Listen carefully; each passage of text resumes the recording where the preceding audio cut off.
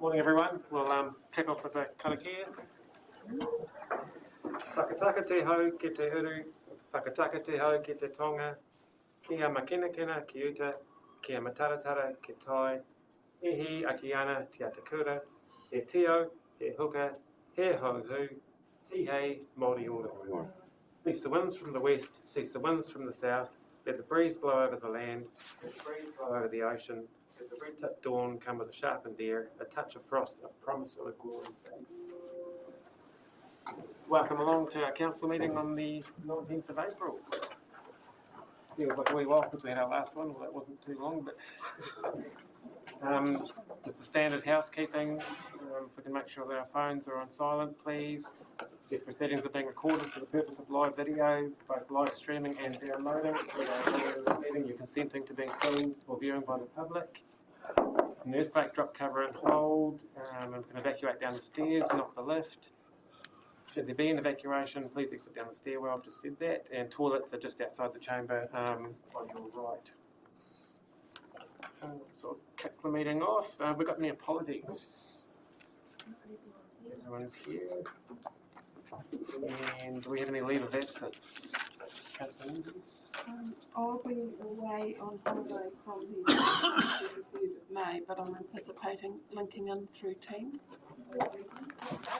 The 11th to 23rd of May, and I've got another meeting this morning, Hospital Advisory Group from 11 to 1.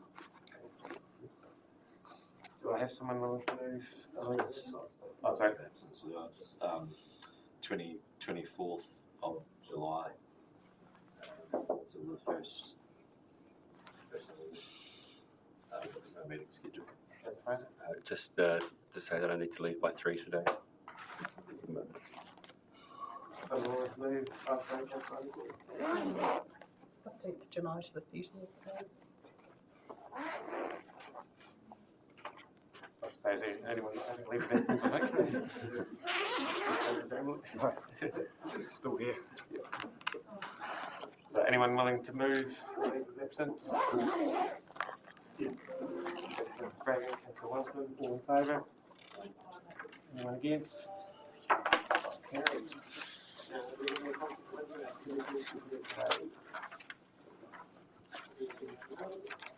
Any extraordinary items? No. We've got the minutes from our last meeting on page 8. Is there someone in a position to move that they turn correct? Councillor Keys, Councillor Menzies, all in favour, please say aye. Anyone against? Carried. And we have public participation today, and we have Mary Lindsay here, so welcome Mary, and feel free to come up to the end of the table in a minute. Now? Thank you, thanks for the opportunity. Thank you for coming.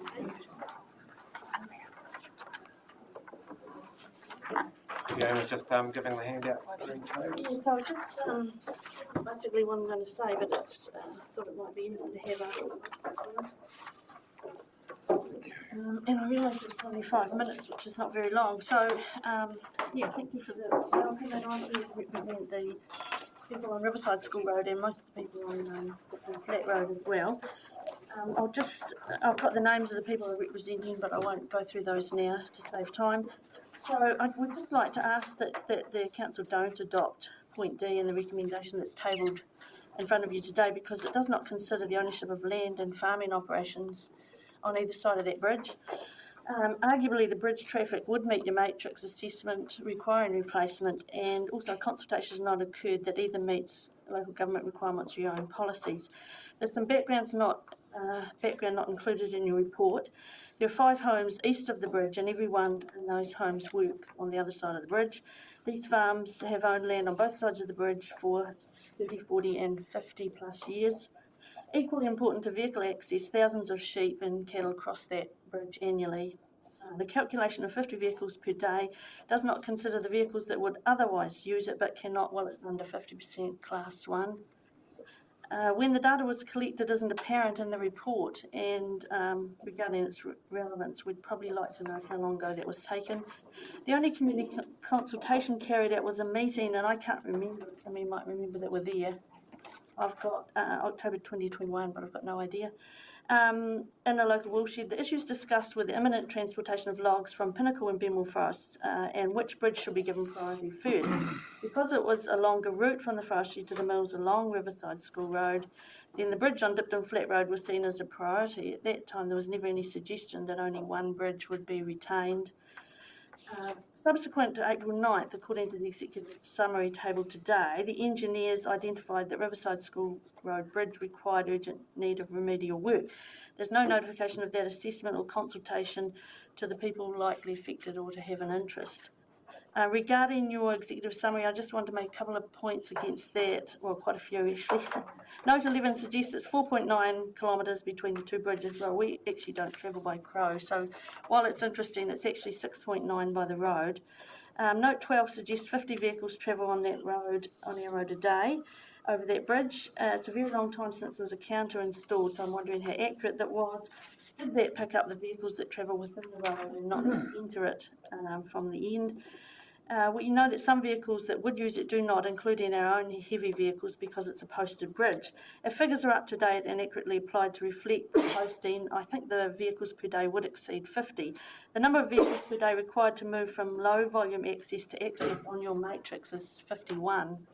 The detour distance from the side of the bridge to the other is 15 kilometres, so that makes another bracket of your matrix. Within note 13, the recommendation C determines that this decision is not significant, does not require further information or assessment. Given the cost of the bridge, the priority you have on bridges, the economic and environmental impact on the users and the alterations suggested to the plan, I would have deemed that this decision was significant under your significance and engagement policy. The engagement policy also reflects the relevant clauses in the Local Government Act, which state that during the course of this process, consideration must be given to the views of preferences of people likely to be affected or have an interest, and this obviously hasn't happened. You must also allow scope and opportunity to consider a range of options and views. These principles haven't been applied, and recommendation 13C recommends that you determine that they do not need to apply in this case. Note 20 suggests that the matrix, this bridge doesn't meet the matrix threshold, and I believe that it does.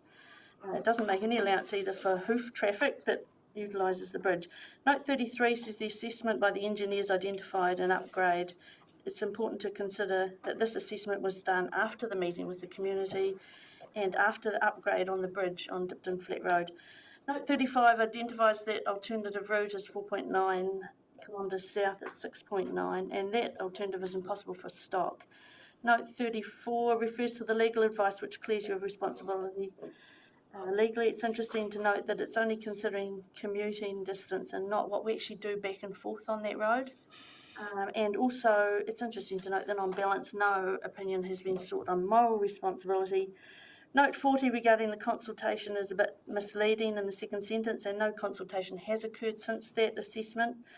Note 41, as before, the matrix could equally suggest that this bridge does meet your thresholds.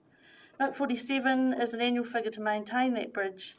We don't actually see that occurring, but the bridge has had one rebuild of bearers, one redeck and some painting in 50 years. The side was replaced this year after an accident.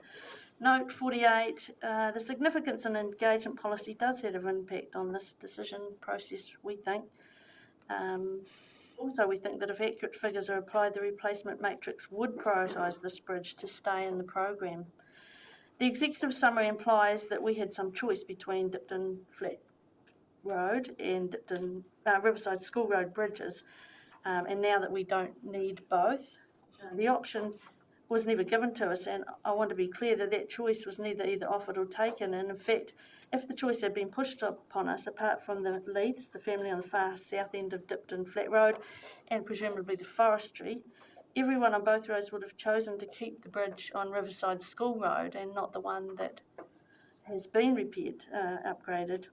This is because it's shorter distance, it's a safer route, and also mostly because we drive stock and vehicles back and forwards over it, which is our livelihood. So that's, I think I've taken nearly 5 minutes. Thank you very much, and you put a lot of time into the presentation, so I really appreciate it. I'll open for any questions.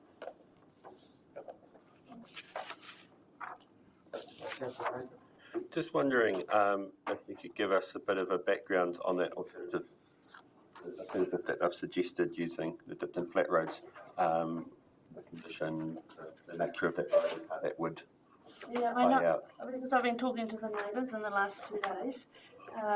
The ones that have a choice, they're probably halfway between the two, choose to go down Riverside School Road because that road is not very safe. There's a few blind corners, and if there are logging vehicles and things, it's even less safe. A few of them have had skiers on that road, so no, they do choose our road if they have a choice, Riverside School Road.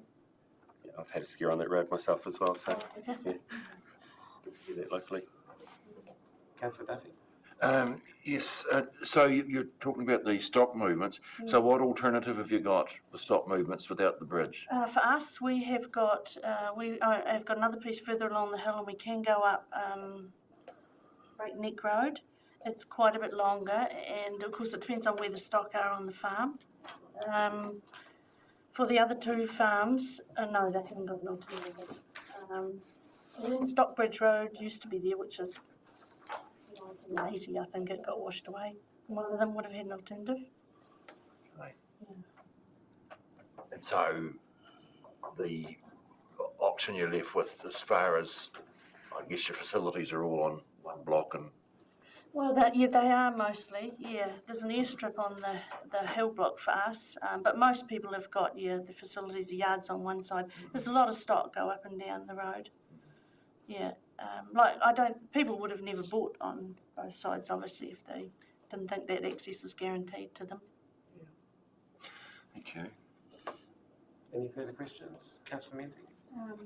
Thank you. We should just, I noted you said you talked with the neighbours in the last couple of days, and I remember that meeting back, and I think it was around the time you said. So have you had the opportunity to talk with all those people who attended that meeting and others that may be affected? I haven't talked to Mike Smith, so I don't know about the view of the forestry. I don't know if Mike knows. I only became aware of this on Sunday, so there hasn't been time to, there's just been frantic phone calls basically. There hasn't been time to do a proper assessment of what everyone thinks, apart from the feelings that they have about utilisation. But for some people I know, taking out a bridge, it becomes an emotive thing and they think they don't want to travel 3 more Ks. I'm not talking about that for us. I'm talking about our livelihoods and how we manage our properties, and it's the stock. The stock can't, we can drive another 3 Ks, but the stock can't walk 15 K round to the yards. Councillor Lyons. Thank you. Is that the main issue for you? Is the stock, getting the stock? For me personally it is, but also the convenience of, we don't take heavy vehicles over that bridge. We're very careful about the postings. If we get super and stuff, it's all dumped in our shed and taken up in smaller, dumped east of it and taken over in smaller loads. We take a tractor over it. So, yeah, we go up every day over it. So it is vehicles as well. It would be a long way round. Councillor Chamberlain. So if, I guess that posed the question that if there was a decent bridge there, you wouldn't have to double handle all that produce. No, we wouldn't. So it's quite a cost to you, and then reload it and cart it. And... Yeah, it is. It has been, but we've got used to that. That's been the case. I've forgotten when the posting was put on, but that's been the case for a long time. Yeah. But that's one of the things you do to make sure that you look after those facilities. And we know that not every bridge can be replaced. Money's not just like that comes up. It has to be done according to the program. And so that was the confidence of that meeting we had, was that it was scheduled to be replaced, and so we look after it until it happens. No further questions? Councillor Ravencourt. Thank you for Mary for coming with this extensive report and presenting to us. We've also had 3 emails from different community members. 2 are up that road, the Toshes and the Heslips, and I note that Dave Tosh is a volunteer fireman as well, so it's a 20-minute extra commute to get to the fire station. I know they're concerned about that. As I said, there's not enough time for those sort of opinions to come here now, apart from mentioning it in that report at the top. But yeah, they are concerned about that extra distance.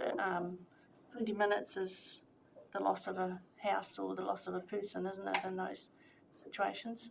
So is there anyone else up there involved in the fire brigade or a first responder in Yes, the area? Terry Caldwell, who is on the other side, on the west of the bridge. He is also a fireman. So there's 2 firemen it would impact, and then the health services getting around. Councillor Blackburn? Thank you, Your Worship. Thank you, Mary, for coming. I am particularly interested in looking at the excess numbers and, when the last account was done, because it seems we are having 50 vehicles, 50 and 51. There's not a lot to choose from. That's And what, it could go either way. So I think we definitely owe it to you to have as accurate a record of this as possible. the only thing that concerns me now, if you're trying to account, everyone's going to drive backwards and forwards over it. So I don't think you're going to get accurate anymore. But the last time the cable was there was a very long time ago, and as I said, there's vehicles that aren't using it, like our heavy vehicles, because we know it's a posted bridge. Yeah. The other thing that isn't mentioned in your background, and I don't like to say it because it doesn't do me any favours, except for the fact that there is a smaller bridge just past that. So we're not actually talking one bridge, we're talking 2. That hasn't been mentioned anywhere in the information you've got. So you need to consider that as well when you're making the decision. And as I said, I hate to say it, but it's a small waterway that would easily be handled with a culvert perhaps. But yeah, so it is a big decision. Councillor Byers, just one more question and then we're going to carry on to the... Thank you. And well, because you mentioned before that your main concern was the stock movement, but you're saying there's a culvert there. Is that not something that you recognise in your operation? Sorry, no, there's not a culvert. I'm saying that there's 2 bridges between, so there's the main bridge, there's a smaller waterway that has another bridge. It's got a post in as well, but it's obviously not been identified as requiring work straight away. Yeah, so perhaps to answer the question about Derek had about whether we could still carry then bigger vehicles. There's actually 2 bridges you have to look at. So I hate to say that because you're only looking at one here. But you're suggesting one could be changed to a culvert? I think that's what I'm suggesting, yeah, but I'm not an engineer. Cool, well, thank you very much. Yeah, really appreciate you taking the time to come and speak to us, and we've moved the item on the agenda forward, so you're welcome to stay and hear the discussion on that. So yeah, thank you very much. Thanks for hearing me. And as Councillor Ruttencourt mentioned, there were another 3 letters that were circulated by email yesterday to the councillors as well. So They're on the hub as well. On the hub, sorry. Yep, yeah, they went by email and on the hub. Cool, thank you. So we'll move to 7.2, which is on page 13 if you're okay. And we'll welcome Jane and the voting team up to that.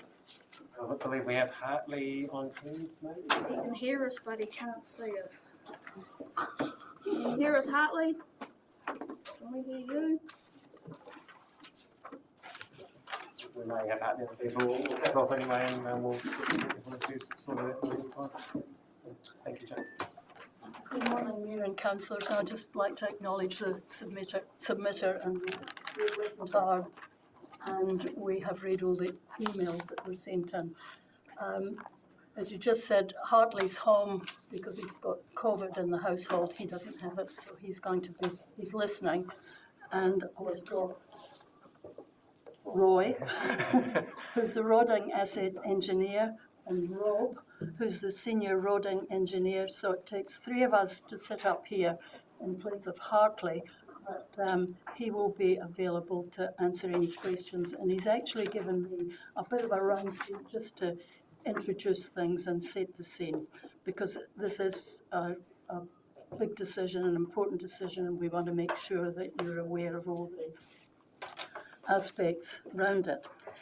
So the report aims to give a consolidated view of the bridge strategy and to consider future options for Channel Road and Riverside School Road Bridge. And just by way of background, and it's in there, Council has been on a bridge replacement journey for several years with the 18 to 21 long-term plan highlighting the issue and in turn resulting in a significant uplift of capital expenditure in the area. That resulted in $3 million per annum being allocated to bridge replacements over the current 3-year funding cycle. So we're looking at holistically at things. However, even so, with a significant portfolio of bridges that includes more than 840 waterway bridges between now and 2031, Council still has around 137 bridges up for potential replacement based on current remaining useful lives, with a further dozen or so just beyond this time frame. With the scale of the issue at hand, the bridge matrix was developed to aid in decision making, and I'll just acknowledge that with new councillors on board, there may be councillors around the table who weren't part of this matrix being developed. It's used to rationalise the network. The current use of the matrix has largely been limited to assisting the development of the replacement programme within available budgets. It's recognised that with the scale of the replacement programme, not all bridges will be able to be replaced at the same time. So again, emphasising this isn't just about individual bridges, it's looking at things holistically. The bulk of the bridges replaced to date have been on roads where there's no alternative access available, or where detour routes or lengths are not suitable, such as Dipton Mossburn Bridge, which was replaced last year. Just a few more points. Another method to maximise the life of the bridge asset is to place restrictions on the bridge, partly with the significant number of these bridges reaching the end of their useful lives all at once. Of the 137 bridges identified for potential replacement, 63 bridges currently have restrictions in place, with a further 6 bridges closed. So even with utilising restrictions and other methods to promote compliance with these restrictions, structures eventually reach a point where it's no longer economically feasible to carry out repairs, and or the risk is too great to continue to keep the bridge open in its current state. So, unfortunately, probably not what people want to hear, this is the case for both Channel Road Bridge and Riverside School Road Bridge. The number of repairs required and the cost of those repairs to keep the bridges open, even for a short period of time, has led the staff to provide the advice to you that we recommend that these bridges are closed and removed. That's all I'm saying, and as I said, on behalf of Hartley, we can see him now. Thank you for providing this. And we're open to questions. Well, thank you, Jane. I'm sure with it being such a big issue around the district, there's going to be plenty of questions. So I'll open the floor up to questions. Councillor Duffy's got your hand up first. So I've sort of got two, if I could. So the close and remove would be a permanent situation, as you see it. Through your worship, it's managing our work programs within our current available budgets. I guess you can look at it as far as if the budgets are available in the future, then we can reassess the situation. But the advice given as of today is trying to determine the best use of our current and foreseeable budgets for the current and foreseeable priorities. And would it be possible that the bridge be sort of locked in some way, and the farmers who need stock access could have access to for that purpose only? That would be something that would have to get independent engineering advice on. Certainly, the advice we've received from WSP at this point in time indicates that significant investment is required to keep it open to light vehicles. We have not asked explicitly what investment would be required for foot traffic or animals. But again, then it poses a question of compliance. If you've got to keep gaps big enough that animals are prepared to walk through, then typically a vehicle can get through that gap as well. Yeah, so it's about the blocking mechanism. Yeah. and I suppose it could be an owner's risk or whatever, but I don't know. Thank you. Further question? Councillor Menzies? Thank you, Bishop.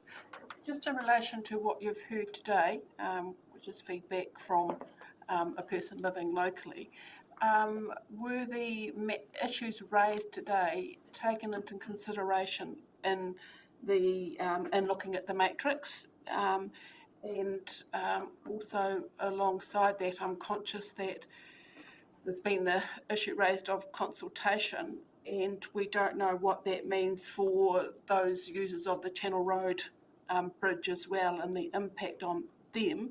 So we want to be conscious that we're able to be fair in our decision making. But yes, just were those matters taken into consideration, and that also includes the information we've heard today about possible movements, car movements, vehicle movements along that road. Through you, Worship. I think it's important to note that the matrix isn't a silver bullet. It's a first cut decision-making tool to help us aid making decisions or guiding our decisions within our available budgets. It certainly doesn't take into the consideration the things that we've heard today of people's livelihoods and stock movements, etc.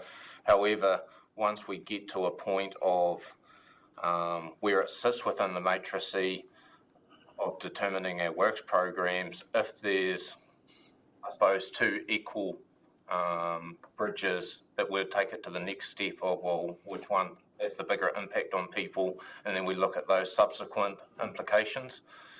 But again, the matrix, its sole purpose is a tool. It's not a silver bullet. I understand that, and from your response, am I understanding that more time is needed in order for you to develop the information to come to us in order to make this decision, taking into account all those factors? Yeah, I guess I'd pose the question back that we've currently got 6 bridges that are shut, and we've got the same issues with all those. Well, at least 4 out of those 6 structures would have similar impacts on individuals or communities, stock movements, etc. So back at an operational level, we're still bound by, we've got all these competing priorities and a budget. Understand that, and we don't have that other information to fit these 2 bridges into that. So I would certainly find that helpful to have. Hartley wanted to answer that as well. Yes, thank you. Roy sort of partly answered the question, or the comment I was going to make is that, the issues of distance for emergency vehicles, as an example, that was raised, that's pretty much every bridge, whether it's got a restriction in place or it's closed at present, that's a challenge for each of those bridges. And the connectivity for those communities, people living along those roads or in that area, each bridge has that channel roads the same. If they wanted to go over to their neighbours, they would have to go, the full distance around. They couldn't just jump over the stream. So I appreciate the question around each individual, but each bridge has similar types of scenarios. We found the same with Mataura Island to Taroa, where use of heavy vehicles and competing with school bus routes and school buses using the same route. So each bridge has similar type of issues around that connectivity, the competing type of users, and access or extra distance for emergency vehicles to travel. Thanks, Hartley. Councillor Fraser, Councillor Sprague. I'm just interested in the comment that was made a couple of times about the detour lengths not being suitable. And I assume that's driven the prioritisation of the 8 bridges that you have on the list to be replaced? Absolutely, yes. So, just the longest detour there is 12k, and we're talking about 14.5 and 15 on these 2 bridges. So the detour length is higher than the bridges that you've suggested on the priority list. So I'm interested as to why that would be the not prioritising these over the others? Through you, Your Worship, the program that was put forward and been provided today for the long-term plan was the information that we had available during the planning of the long-term plan, and things are subject to change. That ultimately could be a decision that you guys make today. You want to substitute something in the works program ultimately, but equally I think I know the bridge that you're referring to, and we're talking a 6-metre structure versus an 18 or a 34-metre structure. So Well, there's eight bridges on the list that range between 6 metres and 33 metres, and their detour lengths range between none and 12. That's the information we have. Oh, sorry, they range between 43 metres and 6. So yeah, these bridges seem to fit. But to me, it seems to be a prioritisation question.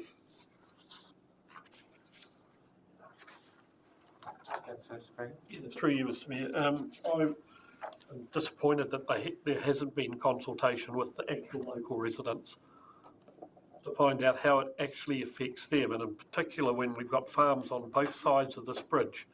You know, the farmer is on both sides and is heavily limited, and that type of thing needs to be taken into consideration and should be some of the early information that's gained. Councillor Vakaroi, did you still have a Yes. Yeah, I'd probably go back to the comments I made a few meetings ago where we don't seem to be able, we've got all this infrastructure now, we can't even afford to maintain it, and I think it's perhaps an absolute cop-out that we're looking to close bridges. Now we talk about the 4 well-beings, well, we don't seem to have too many, not sort of going by morals when we start closing bridges and affecting people's livelihoods. So I think as a council we need to find a way to do something with these bridges, because I strongly oppose that we look to close any bridges. And that was the whole discussion in the last long-term plan, and with the sheer volume of bridges that we've got, there is a work plan in place to replace as many as possible, as fast as possible, but it does ultimately come down to the amount of money that's available in the budget that Lloyd touched on before. I will second what David said. The fact is, we can keep saying about, we're looking about, mental well-being, cultural well-being, but if we are not able to provide the very basic necessities that our constituents need, who wants the council looking out for the well-being if we can't afford to maintain roads or bridges, or our priorities? What this tells me is somewhere our priorities are wrong. We need to be having a better look at ourselves where we're spending the money. I totally agree. Through you, Your Worship, fully endorse what's just been said by these two. I and John disappointed that there was no consultation to this or conversation with the community. Councillor O'Brien. Good morning, guys. Jane, you mentioned sort of the holistic approach, and I'm talking about bridges in general and waterways in general. So a lot of these areas have got a lot of gravel detritus that build up in them. And when you're talking about bridge replacement and repair and budget constraints and cost perspectives, have you thought about forward replacements and water diversion options in light of some of these major gravel build-ups? Who's going to answer that one? Hartley? It's a good question. Yeah. Through you, Your Worship. We do have a global consent which allows us to work in waterways around the bridges. So we do have the ability to do that in a confined space, approximately 15 metres either side. To actually disturb riverbeds and divert them and stuff will require individual resource consents to do so. So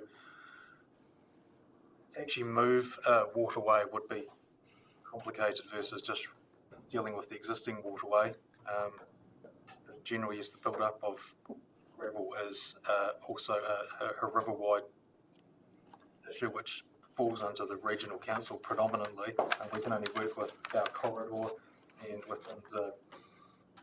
within our consent to maintain that infrastructure. So that's quite a big question, which would be, it would be complicated to proceed. Sure, I probably didn't ask that question very well, but through your worship, I guess what I'm saying is I appreciate the fact that you can't alter the course of waterways or rivers, but if you're building if you're building bridges as an example, as a secondary insurance plan, if in light of say a 100-year flood or 10-year flood, those bridges become compromised, then do you have a secondary plan in place for diversion? So let's say as an example, you had a huge amount of detritus that came down a river, blocked the bridge. What happens after that? Through your worship, obviously be under emergency provisions, in which case we can act under the Resource Management Act and also deploy bailey bridges and the like, where there is an alternative access would be triggering that type of activity. On fording, obviously possible, but not the preferred option. Obviously complicated as well with having legal road forded. It's been mentioned a couple of times over the last day or so, and it would be explored that fully, but compliance would be difficult. And it was on the road too, so it will be public, not private. Thank you. I've got Councillor Menzies and then Councillor Byers. It has been said, I think, to remove these bridges has a huge impact on those communities. We've heard newly advised that there is another bridge, which is not in our information here today, and whether that can some way have some work done and means that there can still be access across there. Also, what the costings would be around just being able to keep the bridge open to light vehicles. But more than that, I would like to hear from those people in Channel Road, so I can kind of balance that information before we move ahead. And certainly the meeting we had up about the bridge around Riverside Road 2 years ago, that was extremely beneficial, just hearing back from that community on their views, so we can take those into account. So I feel reluctant to make a decision today on removing those bridges when I feel I haven't heard all the available information and options, and that would also incorporate some more information about what the impact would be on those who are expecting the bridge in their area to be replaced. Yeah, thanks, Councillor Menzies, and that's my thoughts as well. And I think, given the light of our presenter this morning and the amount of time they've had to sort of round up the community on that one, and we've got another bridge at Channel Road that hasn't had that same kind of, and I think we'd also, as part of that, need to see, excuse me, losing my voice, part of that need to see the implications of if we were to keep both of these two bridges in line, the flow and effect down the matrix of what other bridges would be affected after that, and then the consultation around that part as well, because if we solve this problem here and then move it to another part of the district. So I think we need to have a wider discussion around this with a bit more information. So I've got a sort of gut feel on this. We need to leave this on the table and get a bit more information around it.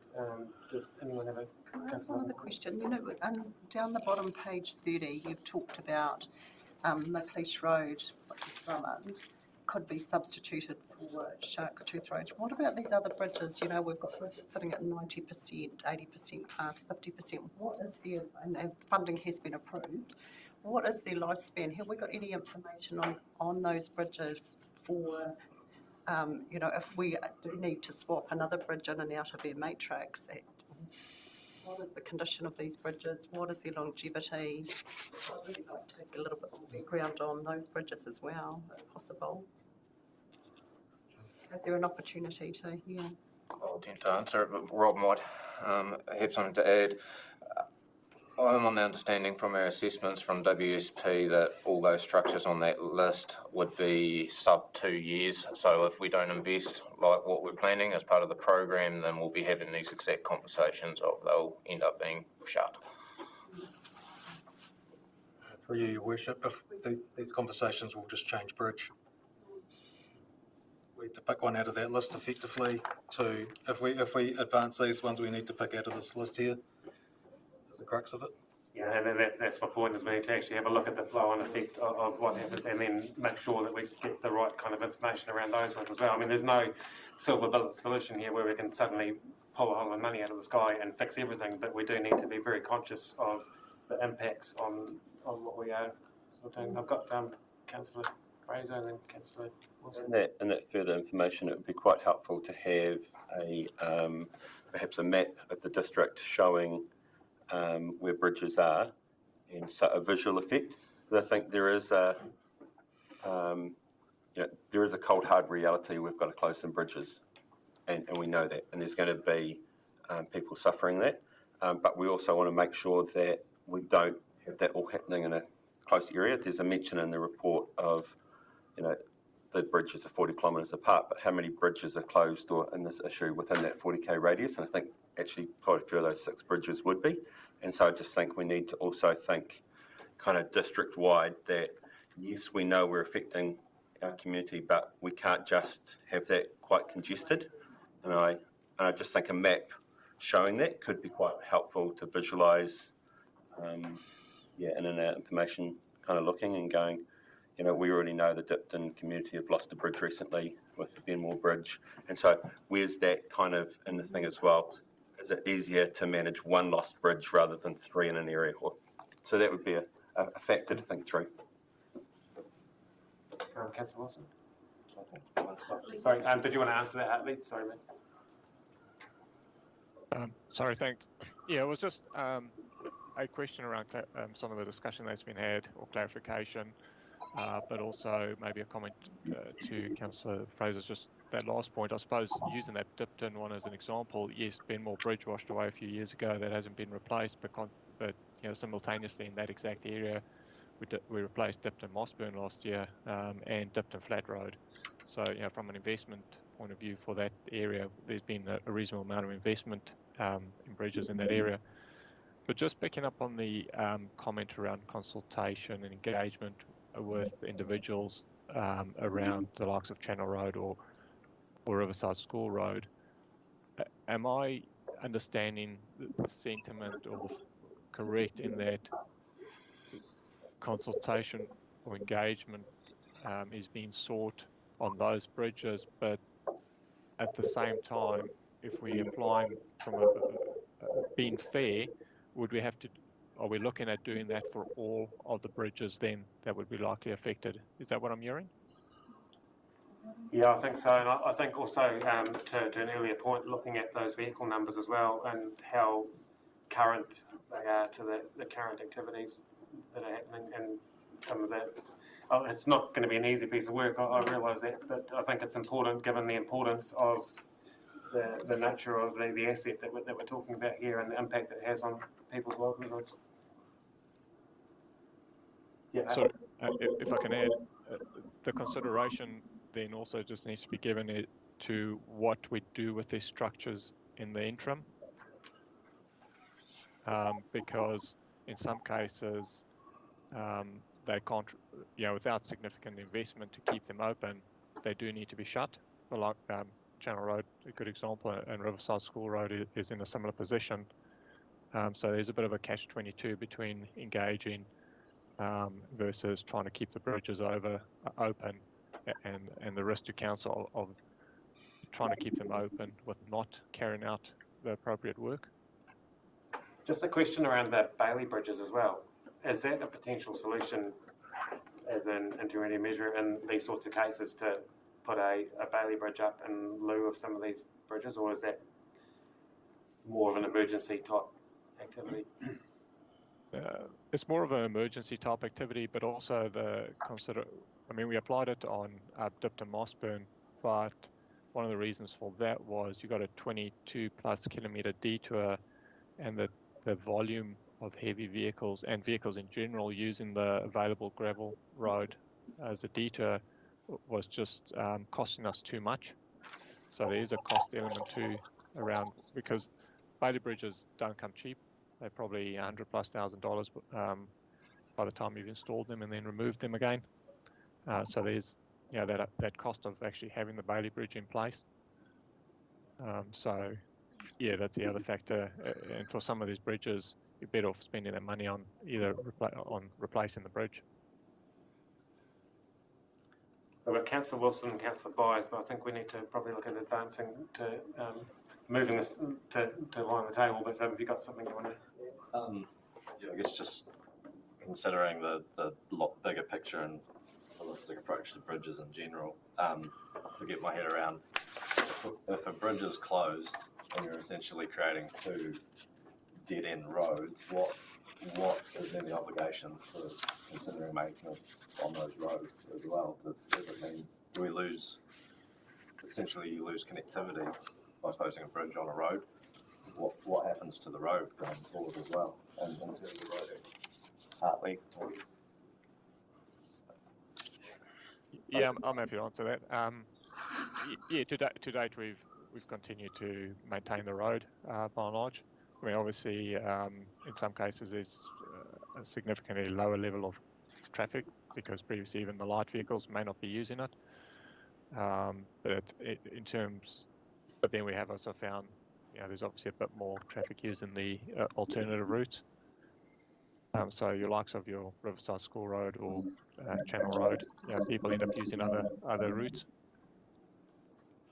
So I guess, my question would then be, does alternative routes have those considerations been made to what added costs to alternative routes and whether that infrastructure is going to be fit for purpose, or whether if we shift this bridge closing issue, which has already been identified as something that's going to have to be faced at some point, and it's what bridge in the district does it unfortunately fall upon, but has then the alternative routes being costed into what is the outcome actually then cost, and is there then another bridge that ends up on this list because it's been overdriven because it becomes the alternative one? I suppose Channel Road, in the report we talk about Channel Road and Shark's Tooth, and that's probably that exact scenario. I mean, leaving this. Sorry, did you want to say something, Joe? Just quickly, so that we do the right work, because we're hearing two things. I'm sure Fiona's got all the details of all the information requested, but are we hearing that we first of all look at the big picture of the bridge replacement programme, and then how these two bridges could fit into it? Yeah, I think we do the two in parallel. We're just going to come back here and start. So, I mean, the general feeling I've got is there's not enough information here for us to be comfortable enough to make a decision on these two bridges in front of us. But I think leaving it on the table isn't sweeping it under the carpet. We need to address this urgently, given the timeframes of what's sitting in front of us. So I think we need to come back and review the holistic situation with the flow and effect, but probably needs to be done sooner rather than later as well, in line of what we're actually dealing with these two bridges. And we don't know what's going to happen in 2 weeks' time with another bridge. I mean, this seems to be pretty unpredictable as well. And we're moving into winter in terms of the build season too. Absolutely. Right? So that's a consider. We're not going to get anything built this season, right? Or not, right? Correct. So, in another way, we've got a little bit more time, because realistically, we can't, well, even if we made a decision today, is that right, Hartley? We wouldn't get anything built next month. That is correct. We won't get anything built next month.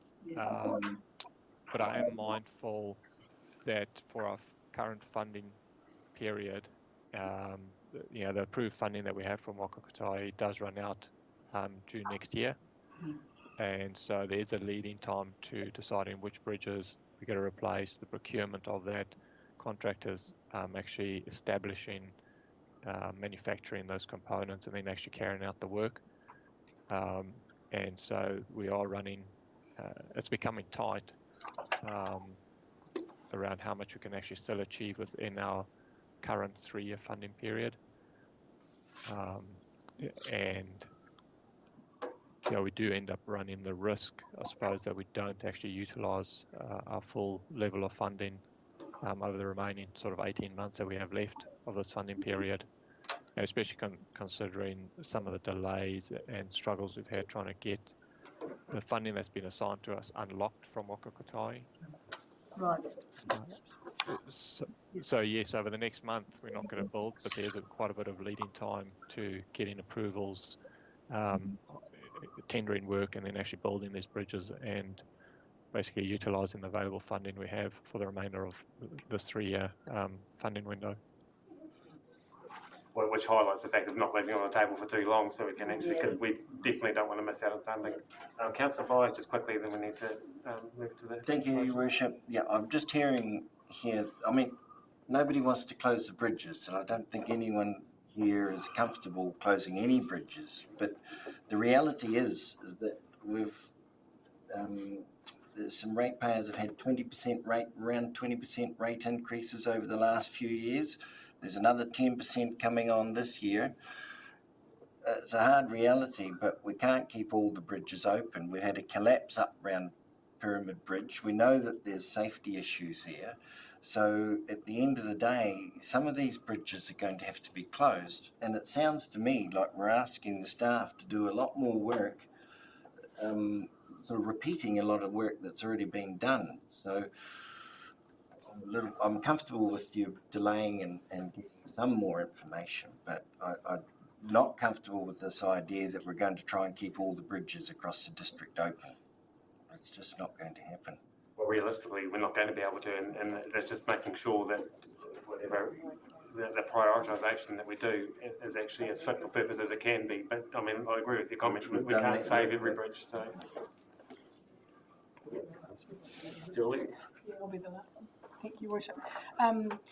Anyone who's been around the table, and I'm sure Hartley will agree, that I have an absolute passion for the dislike of the matrix, and basically it becomes down to it because it does not take into consideration the finer details that communication with their community gives us to make informed decisions. They're going to be difficult decisions, but we can't do it half-baked in the communication of finding out, getting the indication from the matrix as to who's most impacted or which bridge is most impacted and needs to be replaced is limited to our knowledge of who actually is the bridge users and how their lives are impacted by it. So again, what we do, communication needs to be the top of the list, and our communities need to be alongside it. So, it needs to be a holistic look across the board, and then drilling down into those that are targeted to find out which is the more palatable option. In good conscience, you can't make the decision on the basis of the information we've got today. And on that note, I'm going to move from the chair that we leave the report on the table. Did you want to add something? Final word. Apologies, just two quick things. One being we need a decision on Riverside School Road and the short-term implication as far as if we're not going to invest in it, it needs to be shut basically now. That's the advice we've had from the engineers. So if we're delaying for more information, we still need a decision of we're shutting the bridge in the short term until a decision's made. So it'll be like Channel Road Bridge. We don't need a decision from council. We need to close it. Yeah, I suppose just a heads up that would have to happen. That's right, heads up.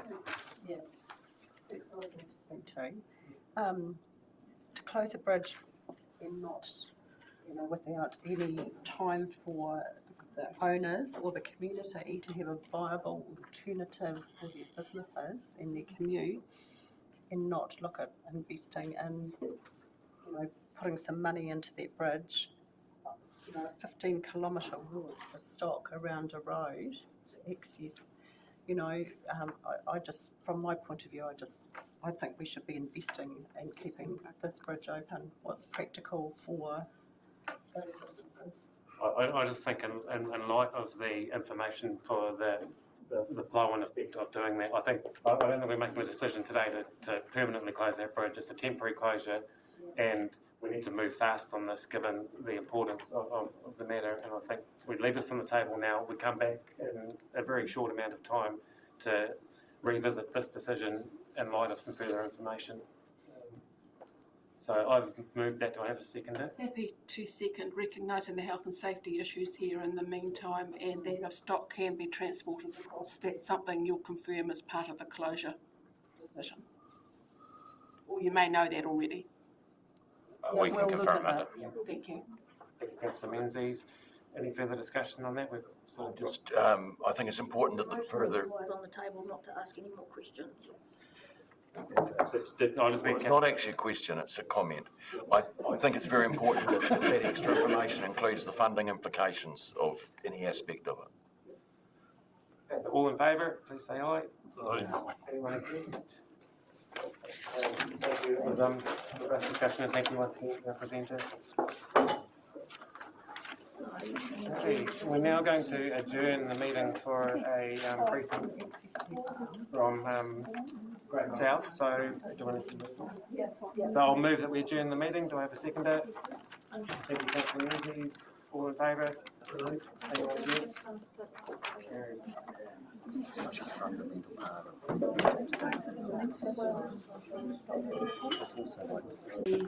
That feedback, but Well, do you want to do that before? that's good. If we can do it straight away, that's fine. So we'll reconvene the meeting. Do I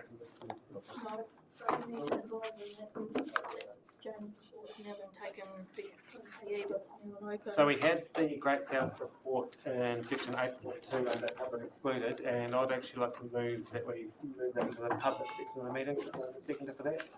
Wilson, all in favour? Anyone against? Carried. So I'll now move to the report 8.2 on your agenda, which is on page something. 343. 343. Thank you, Fiona. Sorry, 8.3, sorry. And I'll hand over to Jane. Thank you. Thank you. Good morning, Your Worship and councillors. The purpose of this report, which I'll take as read, is to provide you with an overview of the draft Great South Statement of Intent and staff analysis of any issues that have arisen from it.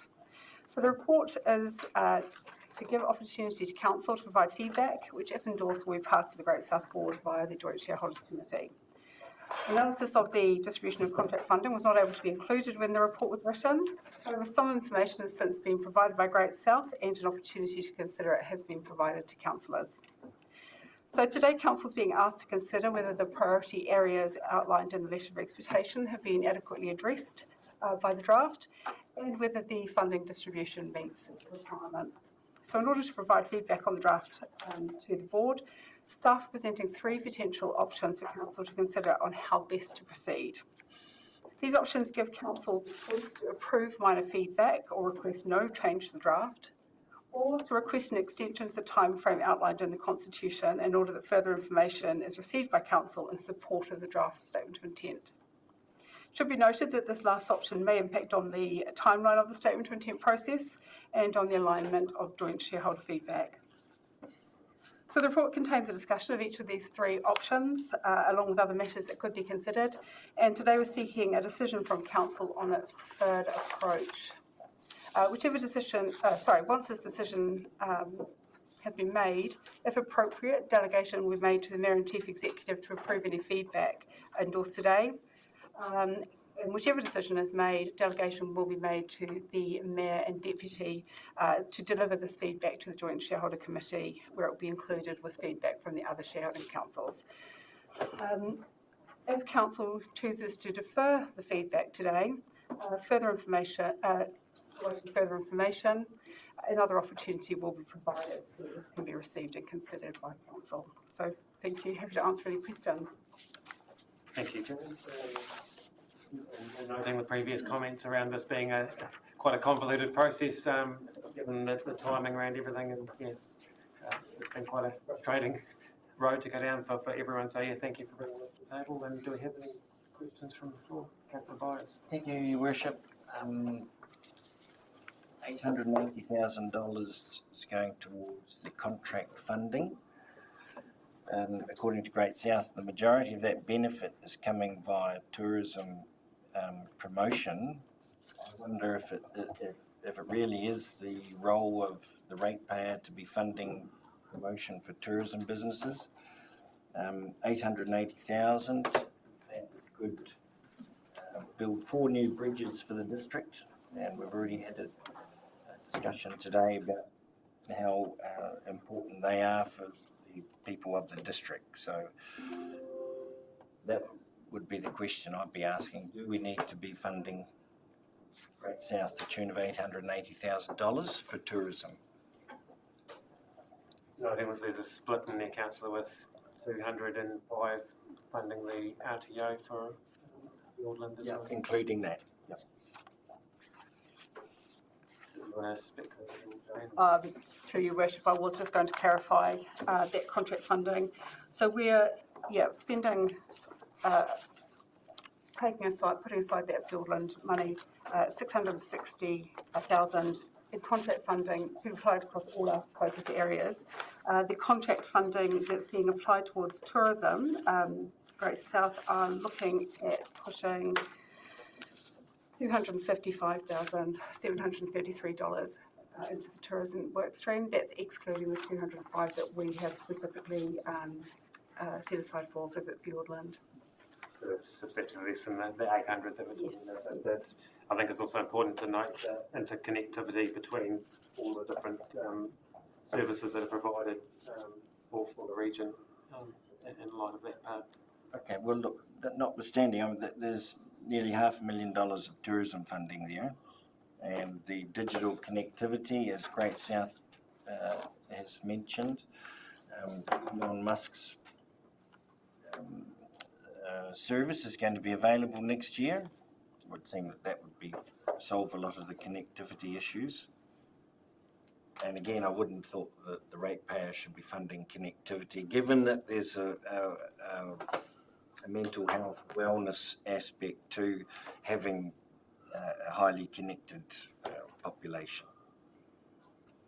There's also a productivity gain from having a highly connected, and I've certainly had lots of feedback from people about the lack of connection and the lack of being able to provide for attracting people to the area and being able to actually. It will be solved next year.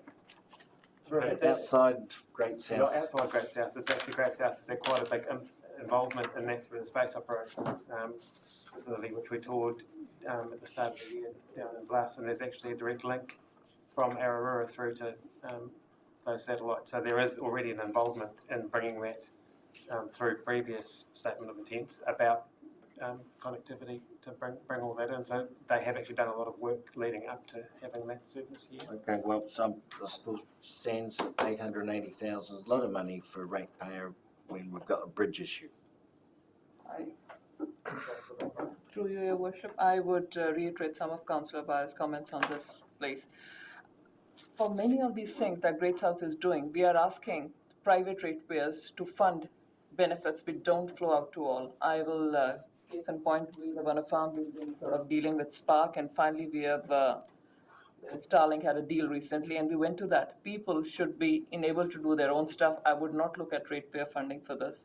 But even beyond that, last time when we were at this meeting, towards the very end, we put in an extra money, and we, in retrospect, I think was it a 15% rise, we said that, Great South should be given up. There are ratepayers who at this point, we talk digital connectivity, they don't have land-based connectivity, they're going to be losing bridges and all. There can be better use of ratepayer money, which is what I would say, especially at a time like this.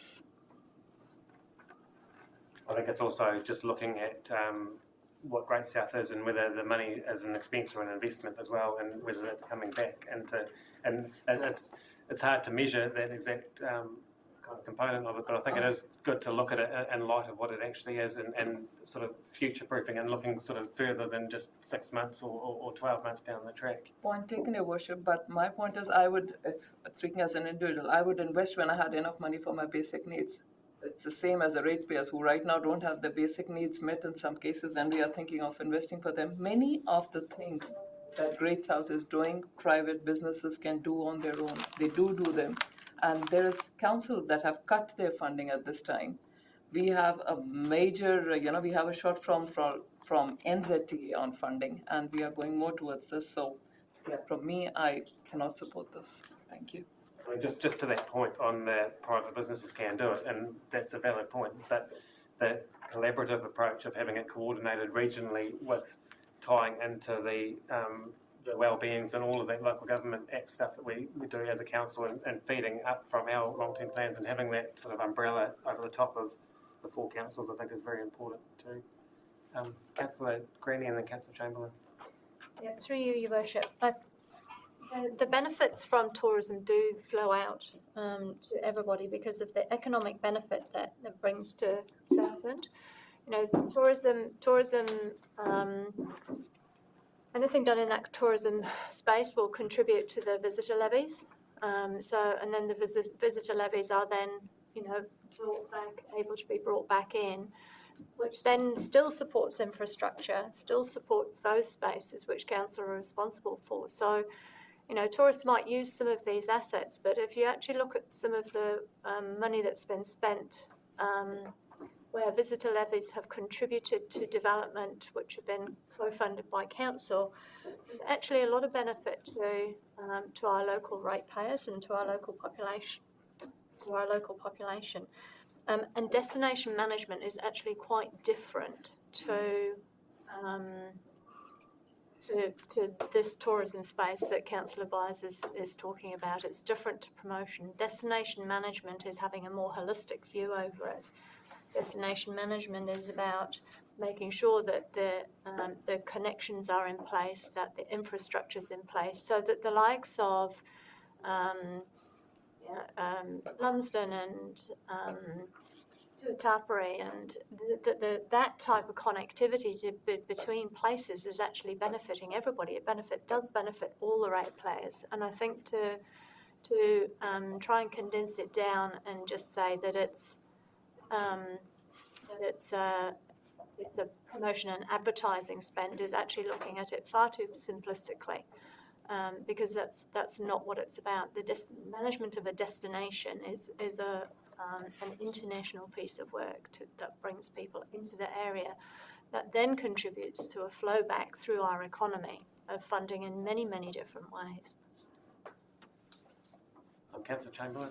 Yeah, I'm just kind of reiterating what Don and Jaspreet have said. I just think this council needs to get back to basics and looking after the main sort of infrastructure in this district that's sort of been neglected in the last while. And, you know, I think what Sarah's saying is right, but I think you'd have a hard job convincing Mary Lindsay that spending 1.something million into Great South is, you know, it's not going to help her problem. And I think we need to get back to basics and get that sorted before we can sort of carry on with the bigger picture. But if we haven't got our basic infrastructure right, then where do we go from here? Through you, Your Worship, I'd like to endorse what Councillor Greenie has said. For me, looking at the big picture, it's a bit like a farmer not putting the fertiliser on for a year and what it does to the business. And if we slow down the funding or take that tourism funding out or destination management funding in 2 years' time, that critical thinking we talked about recently, yesterday's solutions, today's problem, we may be playing catch up in our communities in order to, you know, be getting international tourists and money through our small rural towns in Southland. Councillor Byers. Oh, sorry, I'll go to Councillor Duffy. Just every council has an economic development aspect to it, and whether some it's standalone, and here in Southland we've got a regional one, which is a much better approach. And take Councillor Chamberlain's comments, and yes, true, all that is important, but I'm afraid we've got to do both. We can't do these things singly. And I've been here long enough to see in the past how improvements have been made, perhaps in visitor management. I know at Curio Bay, and it was Great South's predecessor venture, we never would have attracted the $5 million of funding and got that visitor centre built without venture. Like, it just would not have happened. And so I think we've got to take a wider view of those. And yes, it's tough in times like this, but I'm afraid it's a bit like Councillor Ruddenclaw with the fertiliser.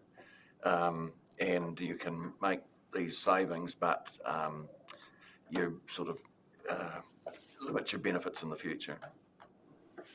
I think also just noting what we're actually talking about as well in this report. It's not the purpose of Great South, it's actually what we're doing with this statement of intent as well. So it's just tying it back into that, so if you just bear that in mind with what we're discussing. Councillor Byers and then Councillor Lawson. Thank you, Your Worship. Yeah, well, I'm talking about I think we are talking about the funding for Great South around the tourism.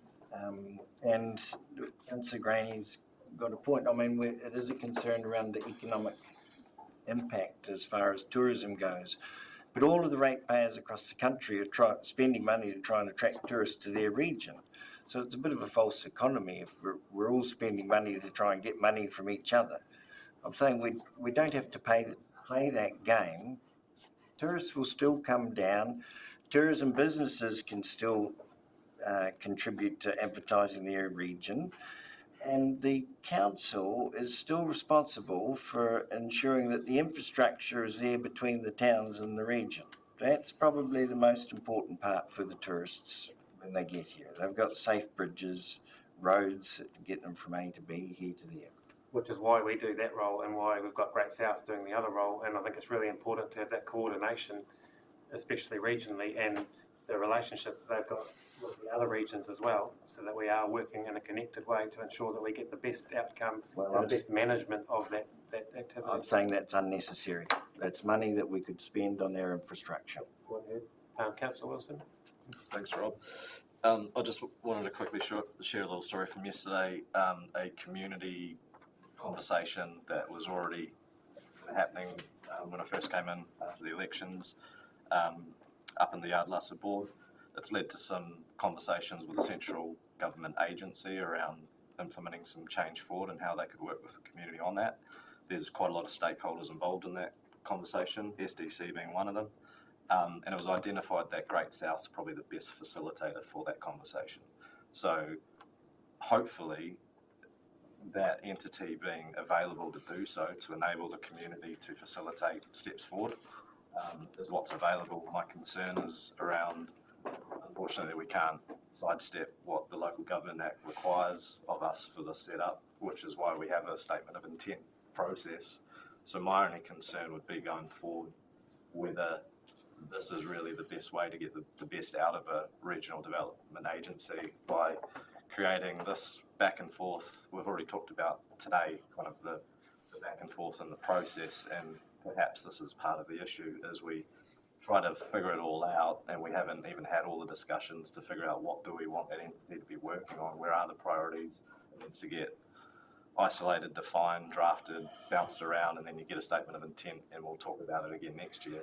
So it needs to be more of a working document, but we are stuck with the Local Government Act on what is required for a CCO. So that's, I'd like to make a recommendation at the end of this discussion to follow up on that, if that's okay. Yeah, I certainly share that view, and I think tying it into our long-term plan process so it actually aligns properly with all of that is the key to getting this as streamlined as possible, because it has been very clunky with a lot of backwards and forwards. Fran? So just before, just for some clarification, we've already endorsed the dollars, or the councils have already endorsed the dollar amount. So it's really this session is just about seeking the distribution of that. So I think that's quite important, just so we clarify that, maybe might help the conversation continue. And could I just add one point to that? We also did give Great South the discretion to apply this as they saw fit, that we do have the opportunity to give feedback to that if we don't agree, so that if you do feel that some area has more funding you'd like to shift it, you can, but with the letter of expectation, we did allow them to distribute where they saw fit. I think it's also important to look at the outcomes and what those KPIs are, and are we comfortable with those as well as, I mean, a lot of this stuff is very hard to measure and quantify, but having those outcomes there as some sort of basis to reflect on the work that's been done is important.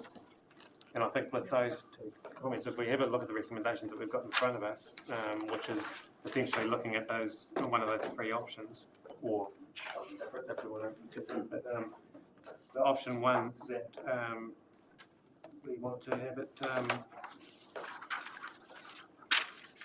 delayed, is it right? Through Your Worship, yes, option one is if you would like to seek an extension to the deadline, you're able to do it to the LGA for up to 1 month. So I guess if we look at that one on itself, do we need more information, or are we comfortable with what we've got based on that conversation we've had? Well, how about some more information around the tourism funding? How's that going? Do others agree that we want Councillor Dudley? Well, I noticed in our priorities, we're talking about agritourism and what was the other one?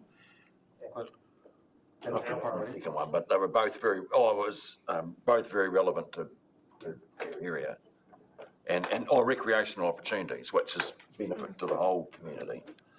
I noticed in the talking about land diversification, and they say that they achieved 4 projects. I'm just wondering what those 4 projects were. Through Your Worship, I don't have that information to hand. I can certainly try and get that to you. One thing that I know Great South are endeavouring to provide 6 monthly reports for Council and through the Joint Shareholder Committee, and there's an annual report that comes out each year, which we'll receive mid this year, which should then give an overview of all the projects and work they've undertaken and where the money has been spent. I mean, there have been discussions in the Joint Shareholder Committee as well about getting that feedback loop happening more frequently to actually be able to measure the stuff and getting those I get a wee bit nervous about land diversification when I think of things like ostriches and that currents and a whole list that have, involved a lot of resource and actually were never a goer from a marketing point of view. And I'm well aware that if we could actually increase the value of wool, we'd do more for the Southland economy than anything. But I realise it's not a problem that Great South can solve on their own. But, and likewise, the pharmaceutical properties of milk, they're a massive opportunity. But I don't expect Great South to get into that level of scientific research. But still, they're opportunities for New Zealand, I guess. So if we look at option 3, which is basically acknowledging receipt of it and providing no further feedback, is there any appetite for that one? I'm assuming no after reading the room, but just want to double check that we can rule that one out. No one's supporting that one, so that leaves us between 1 and 2. So are we happy to delegate authority to myself and Cameron to approve minor feedback, or are we wanting to request more information before and a delay in this process? That's some more information. How much do you want? Yeah, it's not. It's about what we actually want. So you would like some more on the tourism, but is there anything else?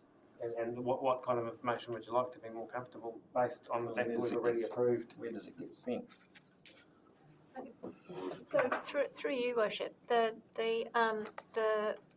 spreadsheet that was distributed this morning actually has the breakdown. Yeah. So if everybody's actually read that spreadsheet, then you would actually know where the breakdown is. Through Your Worship, it was also provided on that analysis table last week. The column on the left-hand side gave a vague indication in each area the different projects that were specific to the district. So while funding hasn't been applied against each project, there's certainly a very comprehensive list of work that's going to be undertaken in that tourism space, in order to justify the money that's been put into it. Well, I'm happy for you, Chief Executive, and the Mayor to do it. Well, I think, just as long as we, and part of that would be tying in the Beyond 25 outcomes. So are you in a position to move that, Councillor Duffy, for option 2? Yes. I would be happy to support that. Councillor Granny, thank you. Okay. And I'm just double checking all the other recommendations because there's quite a few on here. Through you, Your Worship, though, with option 2, do we need to, is mentioning just transitions enough, or do we need to actually add in the word beyond 2025 and make it I think that'll be beyond 2025 / just transitions? The implementation of the Beyond 25 project. Yeah, so that it's very specific, but it incorporates a delegation that allows you to discuss both elements of that. Okay, so it's under F, but under F 2.1, yep, add beyond 2025 and Just transition. Just and beyond 2025. So are you happy with Councillor Duffy with A through to F2? Removing that, just for verification. And seconded, Councillor Greenie, you're happy with all of those A through to with that amendment? Small change, yep. And Councillor Wilson would like to add a G. What would you like to add? I don't know if this is appropriate, but just recommend that the joint shareholders, Great South Committee and Great South provide feedback on the statement of intent process required by the LGA CCOs. In light of what's been talked about today and in light of the potential future reforms, it'd be just good to get some perspective on, because this does seem like the process is slightly debilitating to the outcome. Do we have a seconder for that motion? Councillor Hang Byers? on a minute, hang Oh, on a sorry. minute. The word here. Recommend that the Joint Shareholders Committee provide feedback to Southland District Council on The joint shareholders committee and Great South Great South, provide feedback on the statement of intent process required by the LGA CCOs.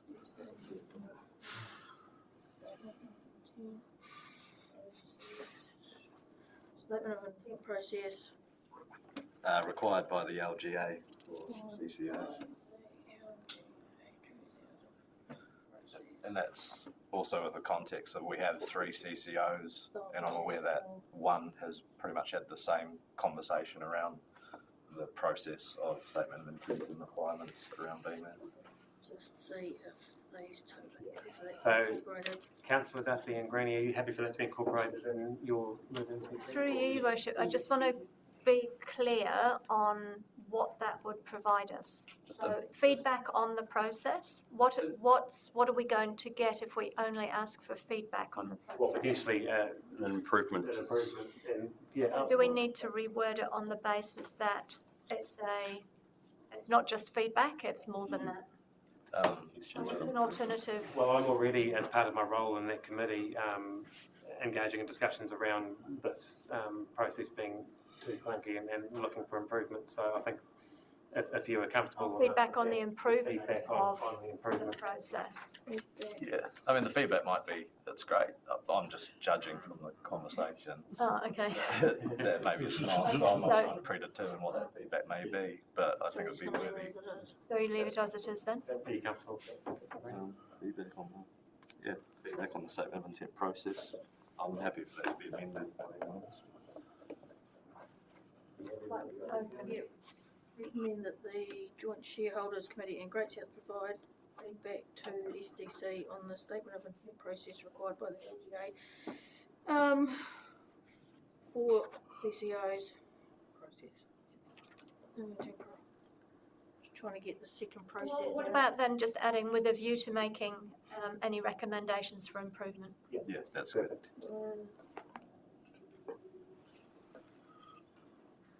Right, so I'll put that motion to the table. All in favour, please say aye. Aye. Anyone against? Aye. Nay. Councillor Byers, you're against? And Councillor Bunker, would you like those votes recorded? Sorry? Would you like those your names recorded? Yes, please. I declare that motion carried. That was a very good discussion. Thank you. Thank you, Jane and Fred.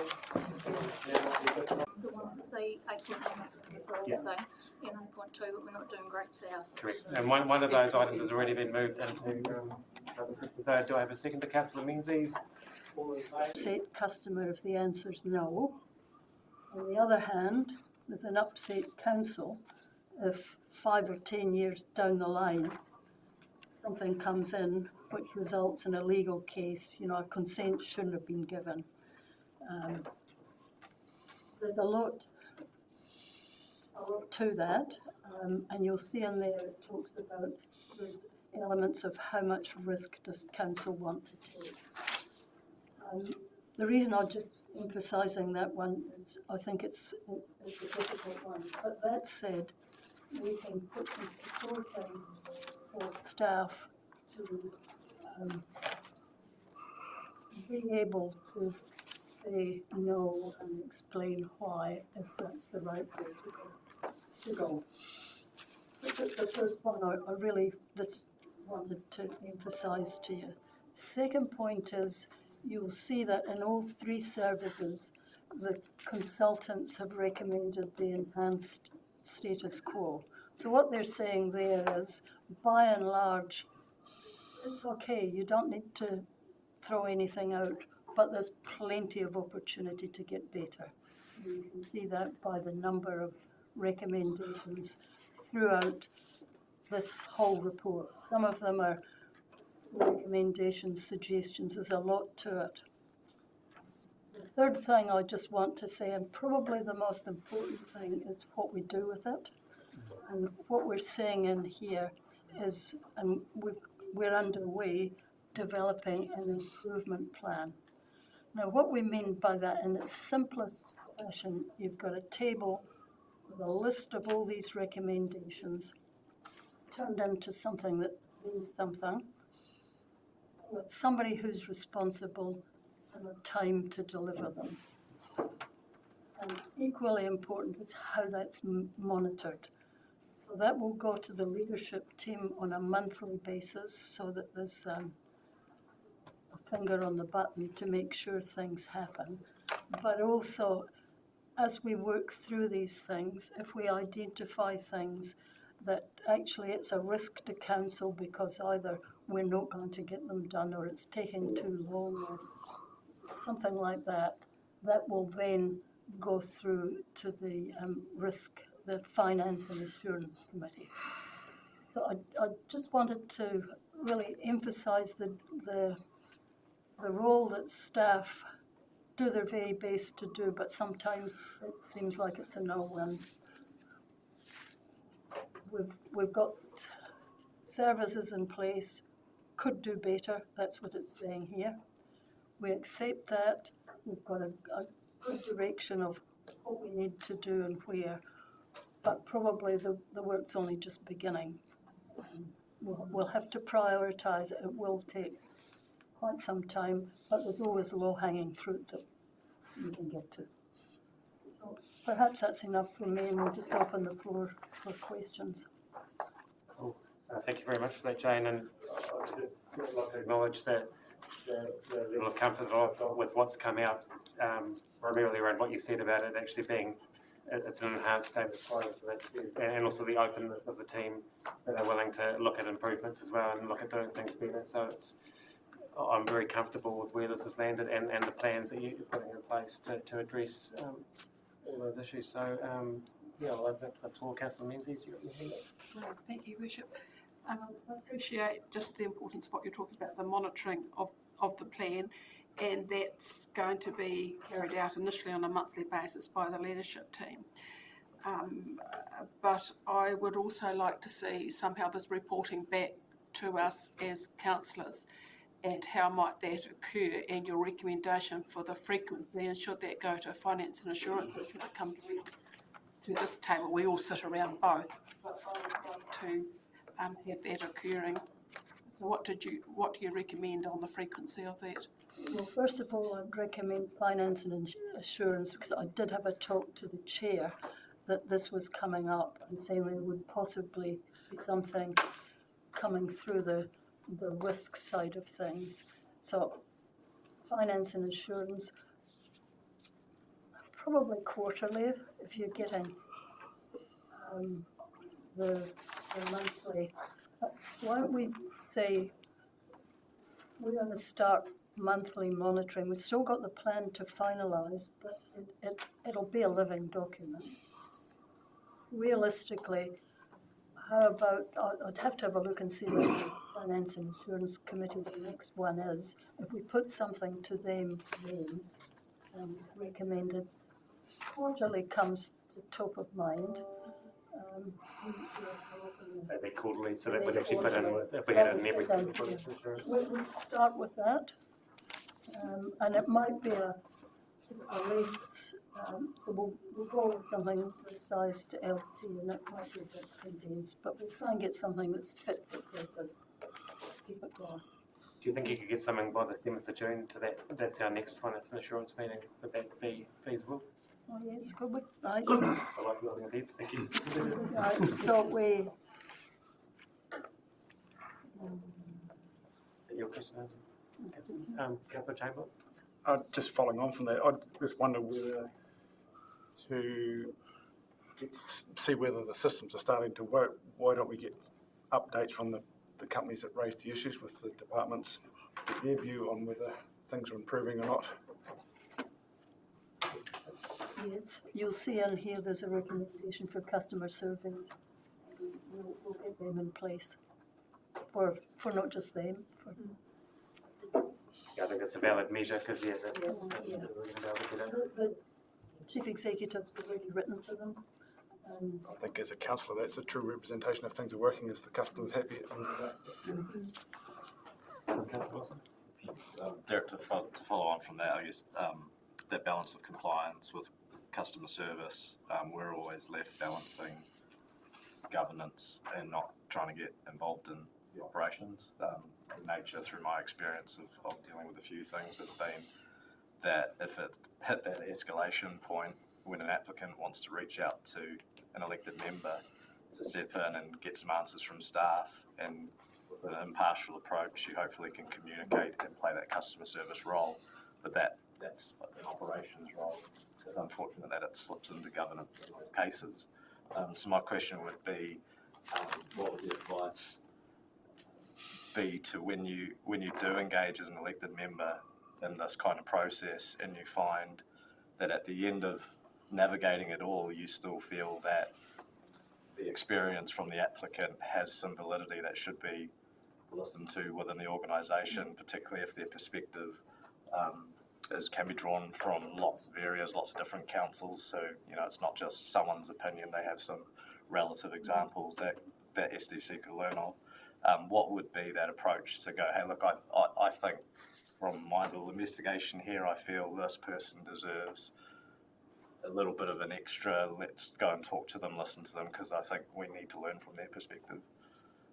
I think that's fine. If we do our job and properly, these things should lessen for the ones that come to you and then come to me. So it's not going to be overnight, but we know you get these approaches, and we don't expect you as elected members to do anything other than listen. So I just hope when we get things, there'll always be disaffected people, and they should always be able to talk to you and then talk to us, and ideally we can all work through it, because sometimes we won't get it right. But I don't think we should change anything with closing the doors. And I think just to answer your question a bit further there as well, I think it's important that as elected members we follow the right process as well, and we sort of address that to the GM of the department to make sure that it goes down those. So it's about us following a process as well and not setting, I guess, false expectations out in the public, because ideally, like Jane alluded to, if the systems are working properly, then we don't get accosted. But there's always going to be that case where we do, but I think keeping it clean. Councillor Menzies. Thank you, Your Worship. I think closely aligned to this is, and we have a current baseline measure with our complaints process, and that complaint process should be a robust one. And then feeding back into us is a further measure around, hopefully we would see a trend down in those complaints, and we receive that on an ongoing basis as well. And that could actually form part of the finance and assurance measurement basis. Like we collect RFS details, but if we can actually measure the number of, I guess, negative feedbacks around that sort of experience, it provides another measure that we can sort of see. Yeah. Yes. Councillor Byers, did you? Thank you, Your Worship. Thank you, Jane. Just you started off with the compliance, the balancing compliance, customer service, and the effect that if that's not done well, or you're protecting the community from unwanted outcomes, and if that's not done, then it's potential to detract from the well-being of Southland residents now and in the future. And we had Great South in here earlier talking about the dire lack of small dwellings in the district. And it makes me think about the 30 square metre rule that the government's changed recently. And I wonder if there's some potential there for this council to further streamline that particular size of dwelling to enable residents or potential residents to get a roof over their heads, living in this district without having to go through the cost and the time involved with consenting. And at the same time, if you were able to streamline that particular part of the market, it would help relieve pressure off the building department. Valid question, councillor, but not probably for this report that's on the 17A review about the department. And so, unless you wanted to answer now, is it something we park for a future discussion around? I think it's a future discussion, but we can take on board the comment, and particularly about streamlining. Okay, well, one of the reasons I mentioned that is that the report talks about the risk. Yes. It's not like Queenstown where they're up for a bill for $160 million. In 30 square metres, there is no risk like that. So I would imagine that there's some potential to streamline things. But again, that kind of discussion is for a different area. Well, but it would help the valid. department. It would help the department. So I've got Councillor O'Brien and Councillor Wilson. So talking to some staff earlier at lunchtime and taking a few steps back about talking about streamlining, actually probably dovetailing, I know that it's talking about what Byers is talking about. But I had a discussion with a staff member around Great South and the level of investment in connectivity and digital connectivity and the role that it plays within the space for you guys in particular, and some of the challenges associated that with staff members, with compliances, with the technical, the non-technical. We want to go out on the field. We want to be able to have that connectivity to be able to make assessments, say on a digital platform in terms of FaceTime and so on and so forth. And I know that earlier there was some questioning about that funding going into the digital space. In my humble opinion, if we don't invest into that digital space specific to the requirements in here, we run the risk of being left behind in all areas, whether it be building bridges or roads or education or, maintaining staff and so on and so forth. So some of the challenges that you have in this massive report are directly linked to the level of digital connectivity we have. Yes. So I'd really like to know how much investment, moving forward will go into this. It's there. It's a point that's been raised and it's a point that's been noted, and so we will be looking. But yeah, it's a difficult one. Do you mean how much investment will go into the plan and implementing it, or specifically the digital aspects? Oh, it's probably a bigger picture one. Bigger one, But, yes. but in saying that, I guess my point is that it is a huge amount of importance. Yes. And by all means, if we can have some kind of feedback or data for specific areas within this report around, based on the challenges that we have with trying to get timelines, costs, compliances, legislative changes, around trying to get those consents processed and so on and so forth to make your job easier, then I'm sure that would be enough of an incentive for you to look into that. Absolutely, and I'm thinking the LTP and the activity management plans we're going to be bringing forth, and we've got some justification in here to make an investment. So we all agree that's how to make it happen. Councillor Wilson? Thanks. I was actually just kind of tying on to what John had said, and I realise it's a future conversation, but to tie it back to the report, an example I just saw is maybe on page 32, well, it's actually paragraph 9, but number 4, availability of information online.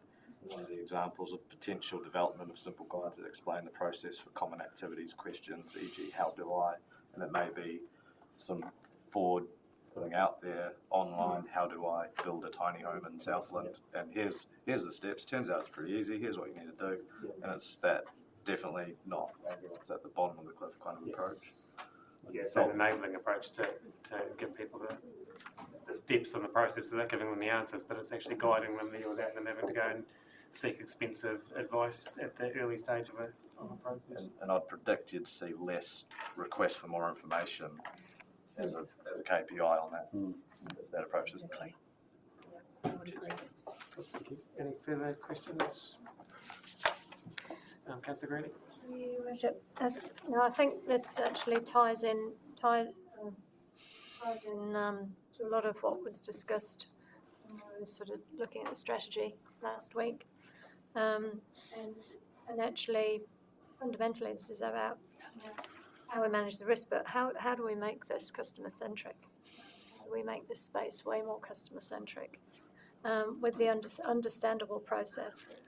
And how do we do it in such a way that you're breaking down silos, because there is, we've got a seamlessness of systems, and that avoid things falling off the radar, which reduces risk, but also then avoids duplication, which slows everything down.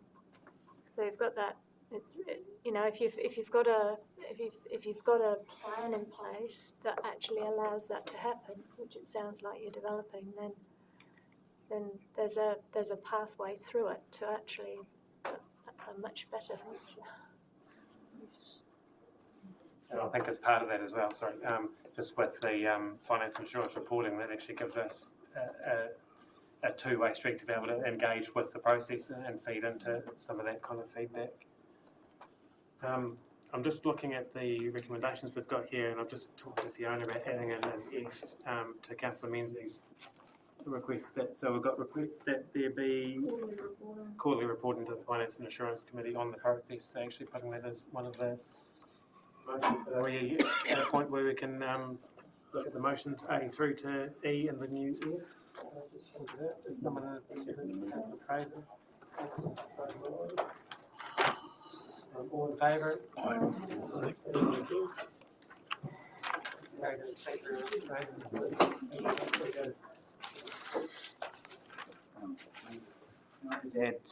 Thank you to the team for that, but also I'd just like to acknowledge that it's a very thorough report.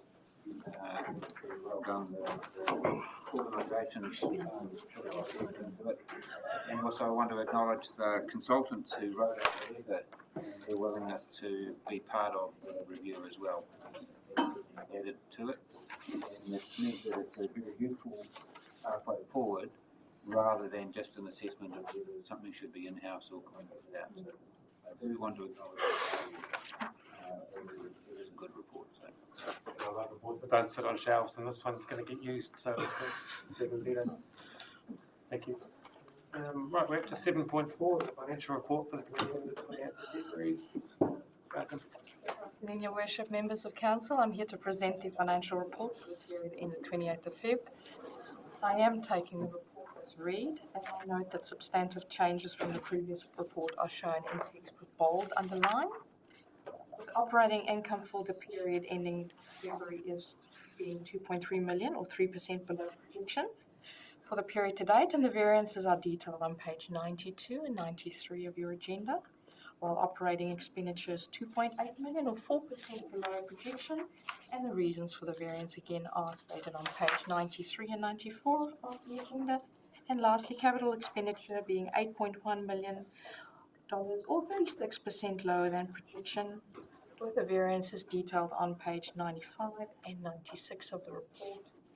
And I'm happy to take any questions that you might have. Thank you. Thank you. Have we got any questions? I've sort of been waiting for it to come through, but where do we see the money paid out to Peter Charteris, or where are we at with that? So I've missed it, or is it not done? Well, because this is such a high-level report, you will never see an individual line for that particular item. It'll be going through the activity statements of which one, environmental services potentially, or it could be community. I just would have thought it would have showed up in the variance. It's been a reasonable substantial amount, but I haven't seen it. You're looking at the numbers that you're looking at, Councillor, and particularly, I'm just trying to think in regards to the table, if you're looking on the table on page 93 there, you're talking millions, so you don't see those that's why we cover those off as part of the unbudgeted expenditure. We pay for it within our existing budget. Any further questions? Worship, on page 92, under community resources, and there's lower income for community housing with some units vacant and rental reviews yet to be processed. Is there, that's all the information you've got around it? It might be more of a question for the property people to find out what's happening there. We're 50k down on our rental income. Don't give any more information than that. Councillor, no, we don't have any information at this time, but we'll take that away and propose it we need.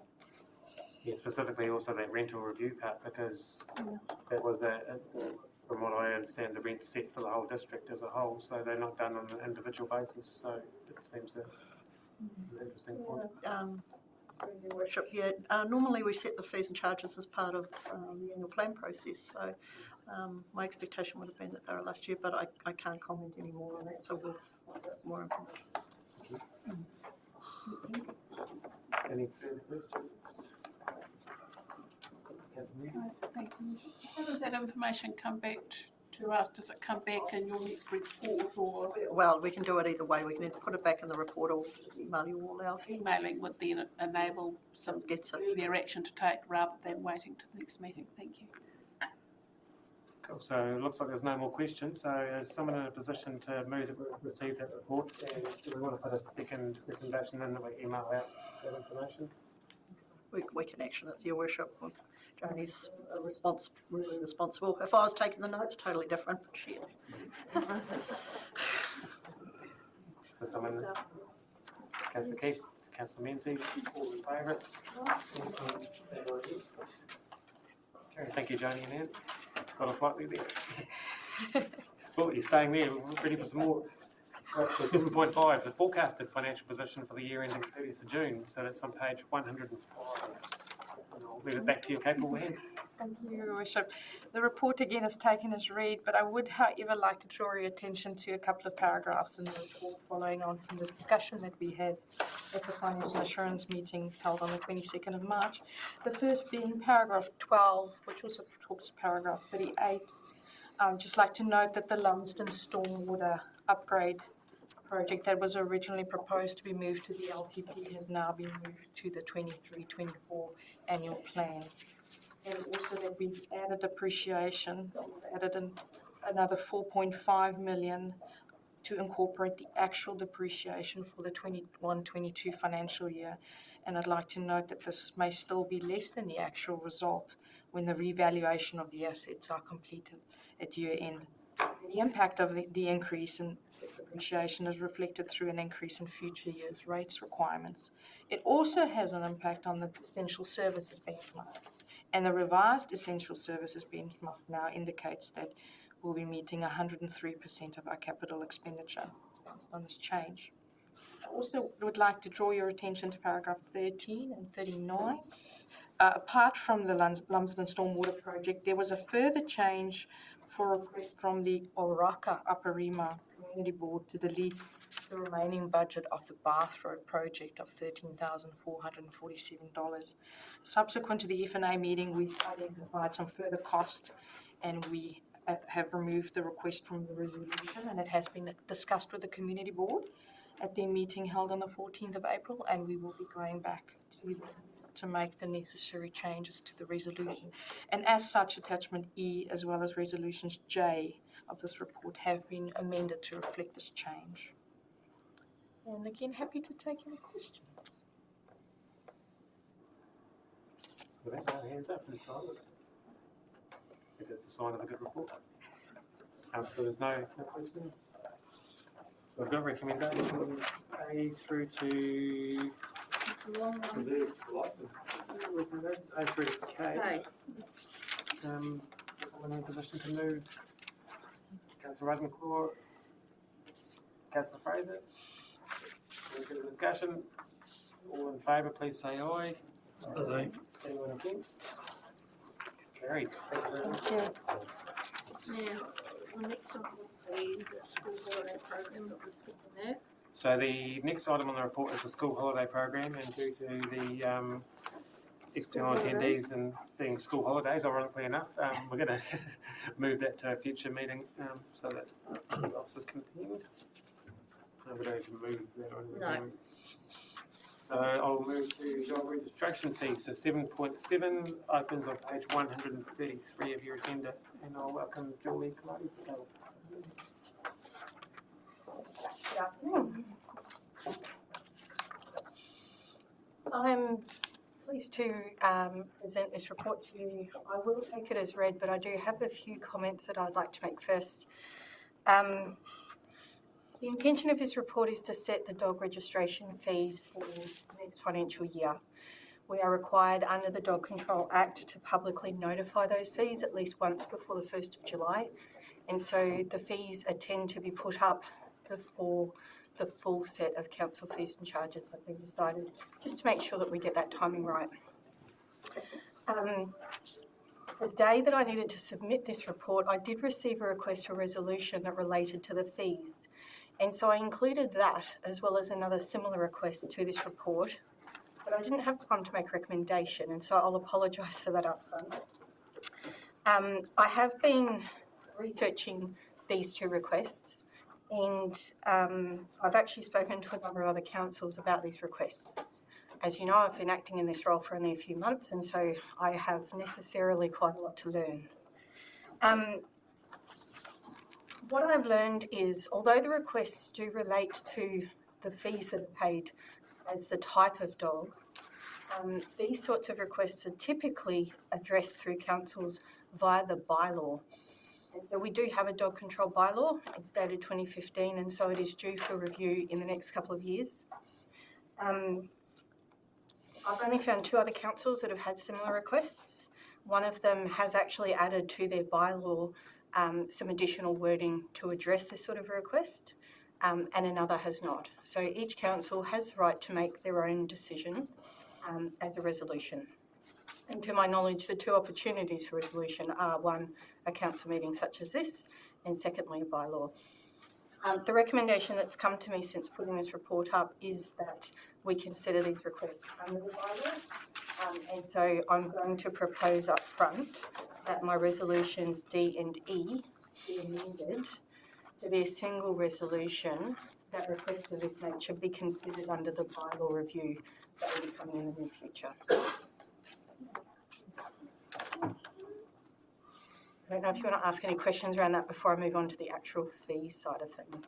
Are there any questions for that part of it? Councillor Green? That's answered my. It's not a question about that, but I've got a pretty strong belief that the word spade is actually S-P-E-Y. Oh, yes, thank you. Chocolate touch to Councillor Duffy today. Yeah, I reckon. Right, we'll carry on. Okay, so I'll move on to the registration fees side of things. So our long-term plan indicated that we would be proposing a fee increase this year for our dog registration fees. A review of our reserves indicate that we don't need to put the fees up this year, although the future forecasts indicate that at some point, yes, we will need to put the fees up as the cost of doing business necessarily does increase. As a result of the climate that we're living in at the moment with inflation, I'm therefore recommending that we don't increase the fees. However, I am recommending that we adjust the way that fees are represented to our community for clarity, and that we add 1 or 2 fee lines to cover the cost of doing business, which we would need to do anyway. The specifics around those changes are in attachment A or paragraph 12 of the report on page 137. But to give you a quick overview, we used to give a pro rata fee to someone registering a new dog partway through the year. This was always very tricky for a dog owner to calculate themselves, and it actually incentivised registering a dog later in the year if possible, because it would be cheaper and cheaper the longer that they left it. So we're proposing to take the average of what a late registration fee would cost and set a fixed fee of $40 for that. As far as the discounts are concerned, I'm proposing that the discounts be in the description above the schedule of fees and charges, and that the fees themselves include discounts under the various categories. This is easier for our customers to read and understand, and it would be much cheaper and more efficient for our team to process. As when people miscalculate those discounts, we then are processing credits back to them when they overpay, and that's obviously time and expensive counselling. Outside of that, the only other key change that I wanted to highlight was a gradual escalation of fees for the repeat or longevity of the impound of a dog.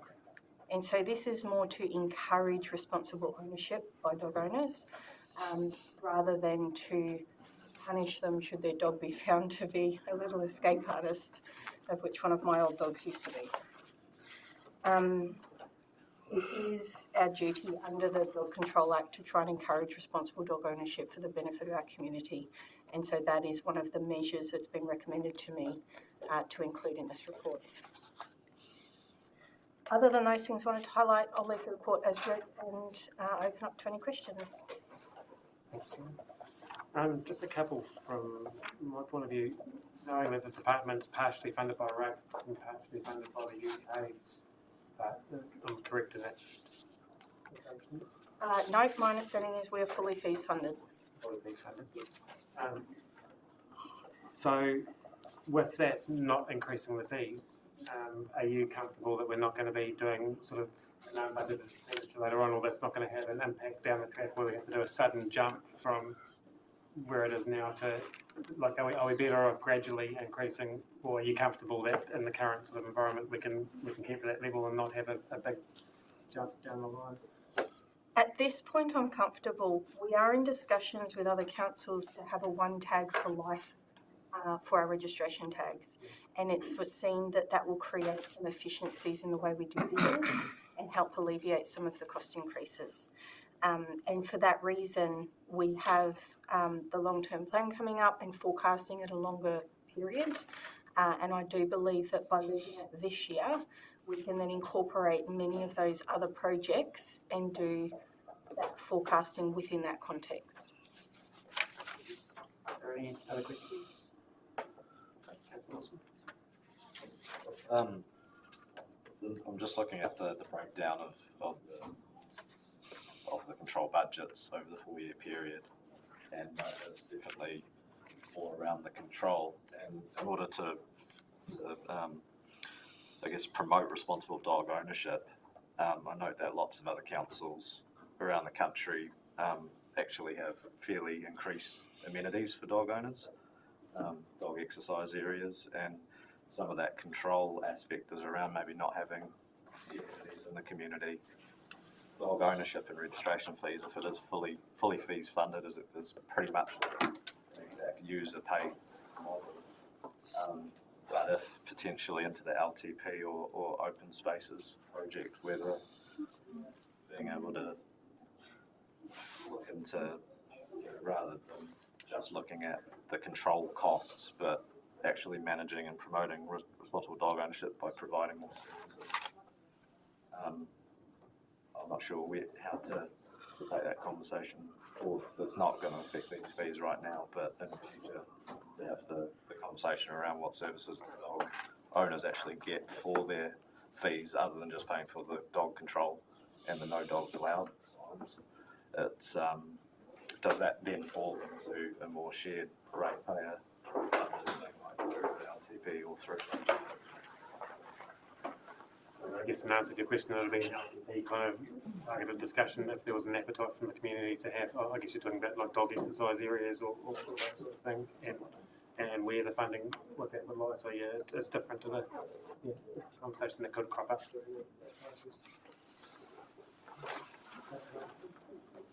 Just a comment to make, we've had from some dog owners into their retiki years ago, we identified land that they could use for a dog park, but we asked if they would drive the project. And I don't think we've had anyone come back to us about that, have they?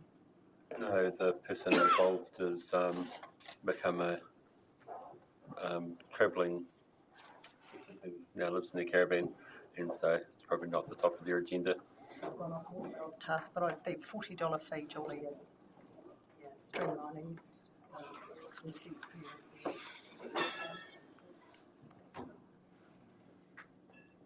Just a question on the timing of the bylaw. Do you know roughly when that is due to come in? It's a 2015 bylaw and it's due to be reviewed at least within 10 years. So we would start the process of review towards the end of this year and be looking to start consultation towards the end of next year so that we're ready to implement that new bylaw by the due date. So just the D I've got him. Julie, you wanted to merge D and E, so there's a new D that I've created, agrees that the classification of purebred greyhound breeds and purebred harrier hounds be considered at the time of the review of the Dog Control Bylaw 2015. Yes, thank you. And just a question on G as well, where you've got the agreed to publicly notify the fees during the week starting 29th of May and 24th of June. So is that 2 lots of notification, or is it notifying between those 2 dates? It would be notifying between those 2 dates. Any further questions? We got someone in a position to move A through to Right, F? so so it's a new A to C, a new D, and then E and F. G have now been renumbered, already alphabeted. E and F. Councillor Menzies, Councillor Ravencourt. Any further discussion? All in favour, please say aye. Aye. Anyone against? That's carried. Thank you, John. Thank you all. Moving right along.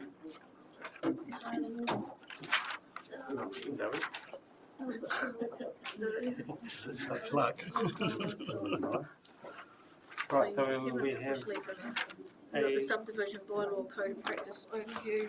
Subdivision bylaw, I'm just going to have a look at that. Workshop with Teresa.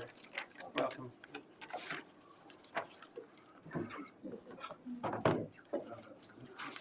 And the papers for this Are on the hub, rather than on the agenda. I've got a team with me.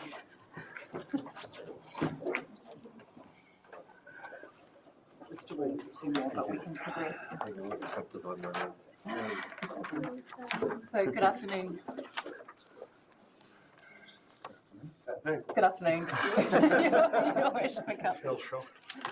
We're here to discuss our guiding document for subdivision land use and development.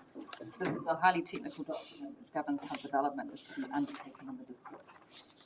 It is currently a bylaw which is up for review, and we're proposing for it to become a code of practice. This review will require public consultation and a hearing, and there are 2 main points to highlight. Firstly, compliance with the plan is currently undertaken through resource consent conditions. So if you've got a subdivision consent, all the conditions need to be complied with before titles are issued. And the bylaw has never been used for enforcement, so staff consider that the bylaw can be revoked and replaced by a code. This will require a district plan change to change the reference from a bylaw to a code. And secondly, we're working with the Invercargill City Council on creating a joint process that will be easier for the end user. If we do a joint process with ICC, we will require a joint committee for hearings, and 3 councillors from each council will be part of that committee. ICC have just contacted me to suggest that a fourth councillor could be on committee as well, just as a backup. So we'll bring the code of practice and associated documents to council formally on the 3rd of May, which, if approved, will allow us to go up for public consultation jointly with ICC for the code. So the team here, I've got Francisco, who is able to answer any questions about the district plan, and Robin isn't here yet. She can talk about the joint committee if you've got any questions. And I've got the technical team, so we've got Mark from Community Facilities, Ben from and Brian from Water and Waste.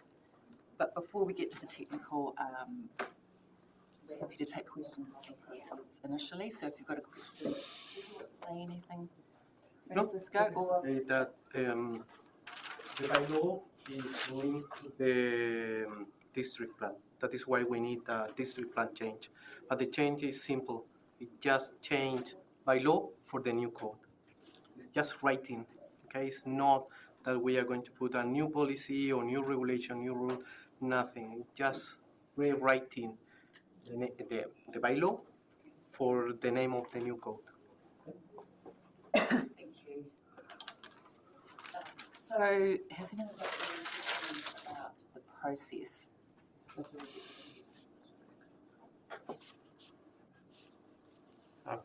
It's not probably the process.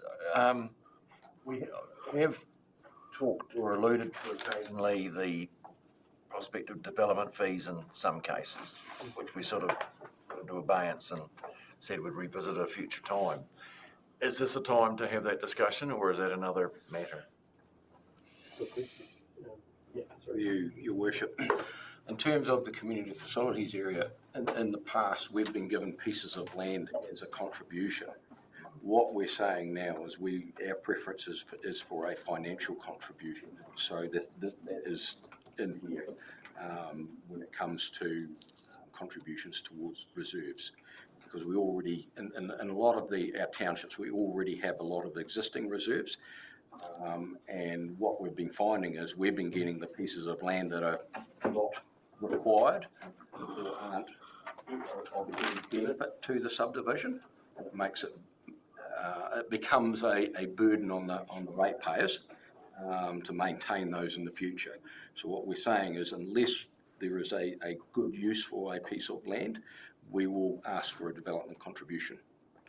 Yeah, I think that's what Councillor Duffy was referring to was prior to 2015. I think there was a development, or the financial contribution part of any development.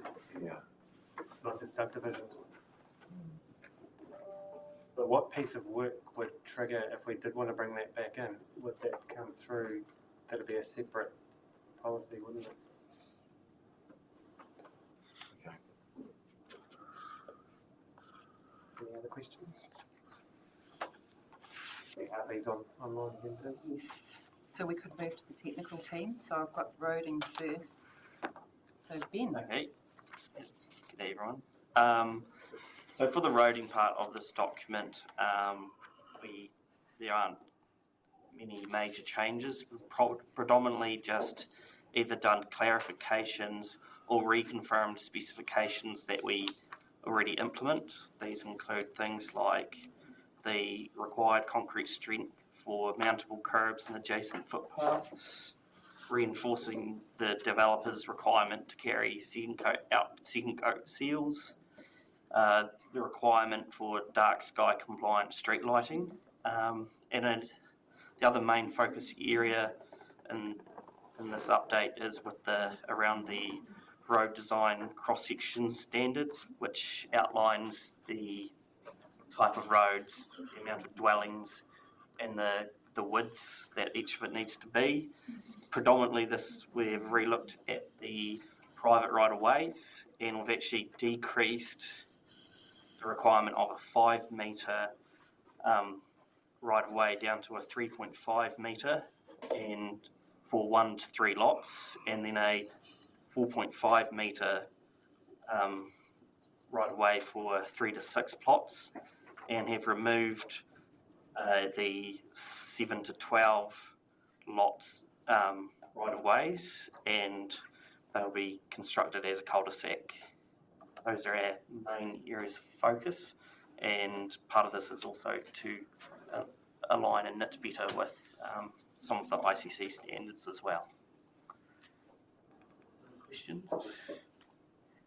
Through Your Worship, do you see any issues between the differences between the Invercargill City Council and the Southland District Council's roading requirements from, say, Waka Kotahi's perspective? As in like a level of service? Well, I mean, in order to be able to put an infrastructure in a city or in a built-up area as opposed to, in a rural area, I mean, there are going to be differences in costs. There are going to be differences in terms of, how people travel, speed-wise, how many roading movements there are, the type of vehicle that's being used at the time on any given stretch of road. Do you see Waka Kotahi saying, well, it's all very well for you guys to join together, but the rules are different for these guys over here? No, I suppose there's two sides to that. There's the difference between urban and rural. This document does cover that. So and then, do you know the NZTA requirements? Like a lot of this document actually just refers to the NZTA standards. And I suppose because of that quite robust history of having quite decent national standards, that's probably why we haven't had significant changes that have come through from maybe compared to other teams. So because of that, I don't see any issue because it's sort of still all aligns with it. So the rules are fundamentally the same regardless. The difference would be, the only issue would be when it come to, I suppose, allocation of funding if our expectation was to have the platinum coated version. Which I think Hartley's got his hand up there. Sorry. Yes, thanks, Ben. Ben actually just covered it all for the last bit. What you may find in some urban developments is they want a higher level of standard, something like a fully asphalted road or fancier light poles or something like that. And so that's when we run the risk of not obtaining subsidy when those items are up for renewal or maintenance work. But that's not just limited in Wakago City, that's with any urban development. But our standards, as been sort of alluded to, are generally set at a national standard, and we haven't had those types of issues raised with us from Waka Kotahi when they've undertaken their audits in the past. A good example, I suppose, is that our first preference is generally for a chip-sealed road surface. We acknowledge that in some, like a cul-de-sac situation, where there's a lot of stress and pressure on the turning movements with, say, your recycling trucks, etc. We'll put in an asphalt for that top end of it to deal and manage with those types of things, and that's seen as quite a pragmatic and good approach from Waka Kotahi, and not trying to gold plate some of that infrastructure. I think probably just to finish that off is that this document here really is sort of the baseline, and then anything beyond that would be done through the resource consent side of things of the subdivision, and then those, if they wanted to go for that higher level, that would be the time to have those discussions. Thank you. So, Ben, you talked to rural and urban. Is, for example, Riverton, is that considered urban, in which case it's the same as Wakago, or rural? So in the table, yes, it is urban and rural, and I've got to be careful here because a urban and rural definition in a transport side of things comes on to if it's in like a 50k zone or in a 100k zone, roughly. But this will someone help me here. It's because it's also then we've got the clashes with the district plan stuff as well. But this table does go through. It's basically sort of those amount of lots and so on that we're talking about. Yes, Riverton would be urban, but then it would have, but say you're on a low development with only 1 to 5 lots up it. It also scales with the nature of the road. So it's one urban area doesn't necessarily match to another urban area. So this work is going to have Southland's rural towns fall under the same set of rules as Invercargill. If they were wanting to have a 1,000 plus a day traffic volume, it would, but it's not going to. It's going to be in that low volume access roads. So yes, it's the same, but that's because it scales appropriately. As clear as? Very clear as mud. The same thing, but I'm afraid I'm not clear on that. Sorry, so there's provision in these standards to scale it up and down depending on the size and nature of the subdivisions and the adjacent roads. Did you want to speak as well, Happy?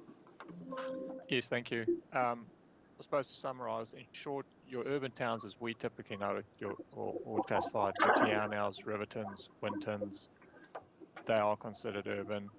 They would be, in terms of the question, similar to how Invercargill may treat Invercargill.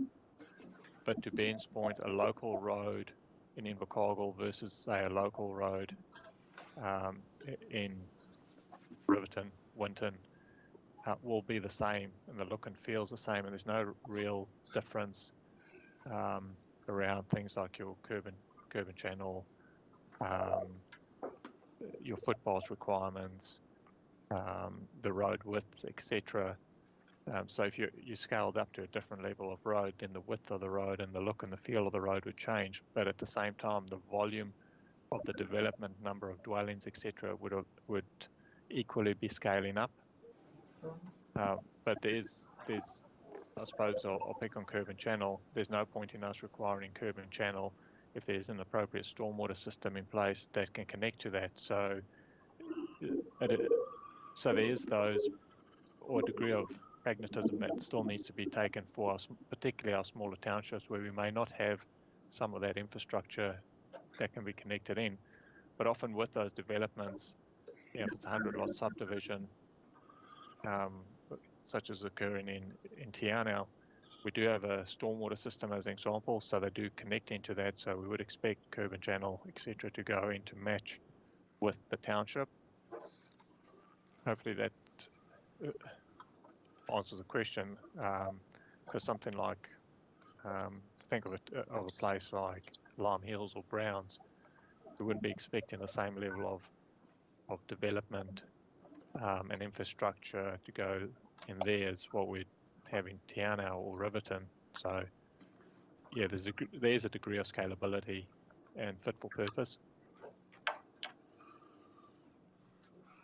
But I think, sorry, if I can just add, I think we were trying to align is that when there's a 2 or 3 lot subdivision occurring, our standards don't say that we want a 5 metre wide, say, right of way, but then Invercargill is saying a 3.5 metre right of way. That's where we're trying to get alignment.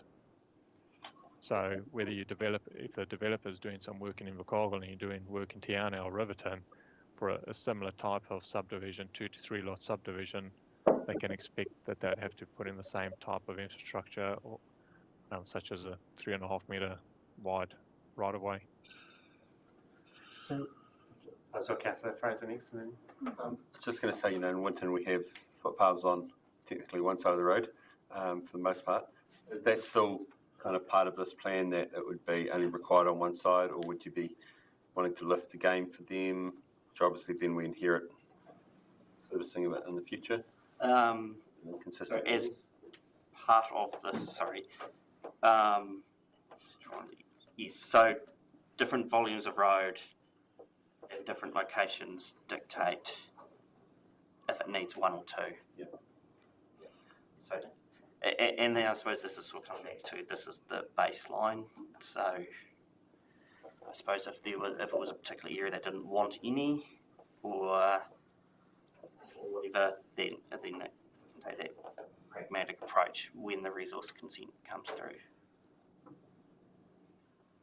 so is this process designed to make it easier for the end user? Like, I'm just trying to look at there's a joint hearing panel there. Is that to avoid steps in the process, or are we adding layers of bureaucracy in here? Like, where does this actually fit for the end user that's trying to get stuff done?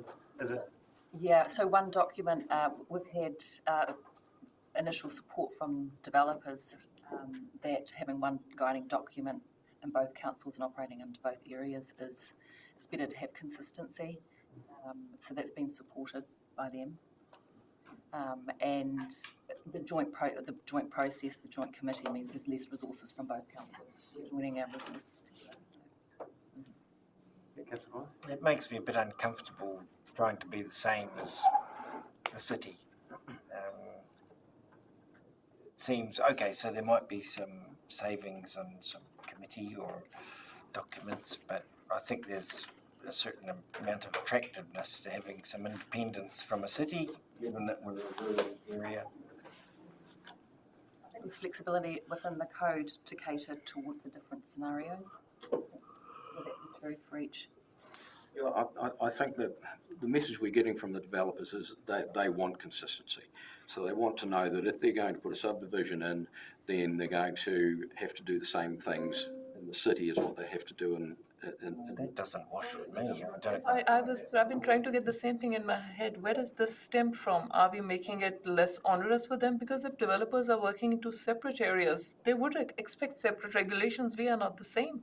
Why are we doing this? Because I think as well, just further to that point, like a subdivision in Invercargill is likely to be a lot more houses than a subdivision in our smaller towns. So exactly, but would we be tarring a two-house subdivision, which is not necessarily a subdivision, and comparing that to a 100-house subdivision? That's where the scalability comes in. Yeah. But do we then make that two-house subdivision, which is essentially a farm, for argument's sake, putting a retirement house on for the parents to retire to? So they have to then go through extra steps in a hearing panel in Invercargill that it wouldn't necessarily need to go through in the current. No, it would still, everything would still be done in-house within each council. We've just got one guiding document. Yep. What have we actually changed here? There is still the flexibility, but we are going to be making a joint. That's where my issue lies. Wouldn't developers expect to have separate guidelines for areas which are completely different from each other? They support the same document. It's just easier for them to have the same document throughout the. They are different council areas intrinsically because there are areas of different character here. How much have we quantified? What sort of savings are we talking about here? It hasn't been quantified. I think that probably mostly the staff time and going through hearings and the councillors and having different documents. Creating those documents because they're both up for a review at the same time, so it made sense to us to combine resources and align and it's mostly to cater for the end user. I think that's the main reason, not just the savings. The end user, the developer? Yes, that's right. Yeah, They're not really the end user though. Yeah, they are not the end user then. Exactly. Is it possible that if the developers want a single plan, that if they want, and you could have it so, you're going to develop 40 lots in Southland, for example, well, we'll just refer to the Invercargill policy and adopt that for this particular subdivision. The current one, do you mean? Well, they're going to redo it. We refer to these, if a developer, the end user, wants to develop a development of a certain scale, it could trigger. Do we currently? You could use, no, not currently, you don't, but you could use the Invercargill plan for development of a certain scale. Sorry, I think that's where the scalability comes into it, is that the current one that we have right now has the requirements already in there for those larger subdivisions, right down from a whole new town getting built to basically the two lot subdivision. And both have that. So I don't think there would. So I suppose that because they are very the documents are already very similar in nature because it all stemmed from the originally from a very similar standard that most councils have adopted around New Zealand, that it was basically to say, well, look, we are 90% of the way there, the same, and so why are we not 100% and do it together. I think it's just, just to keep in mind that our document still does allow for that, for the biggest to the smallest subdivisions. Can I check what you mean by smallest? Because at the moment we've said 2-house subdivision as an example of smallest. So in a township like Lumsden, where the urban area in the district plan and the rural plan is aligned, that each time a new house wants to be built is being amended outwards, we're talking about one developer being one person buying a paddock that's rural, converting it to residential, and then trying to just build one house and basically convert a single residential section. Is this classed as subdivision, or is this something different? But I mean, that's going into a different argument because that's a zone change. Okay. I'm talking about a development in a different zone, rural zone versus the urban, like what happened in Lumsden down past the Pownette house. That's a different zoning change. So that's not subdivision, it doesn't come under this one? No, it's effectively, because he's trying to subdivide in the urban zone, the rural zone, so he's gone on the rural, so he has to be treated like he's a rural. Because it's on the edge of the town, when that'll get fixed is when the town boundary is actually increased, which is a different process under the district plan. The urban two-lotter, the typical subdividing the back half of your section off.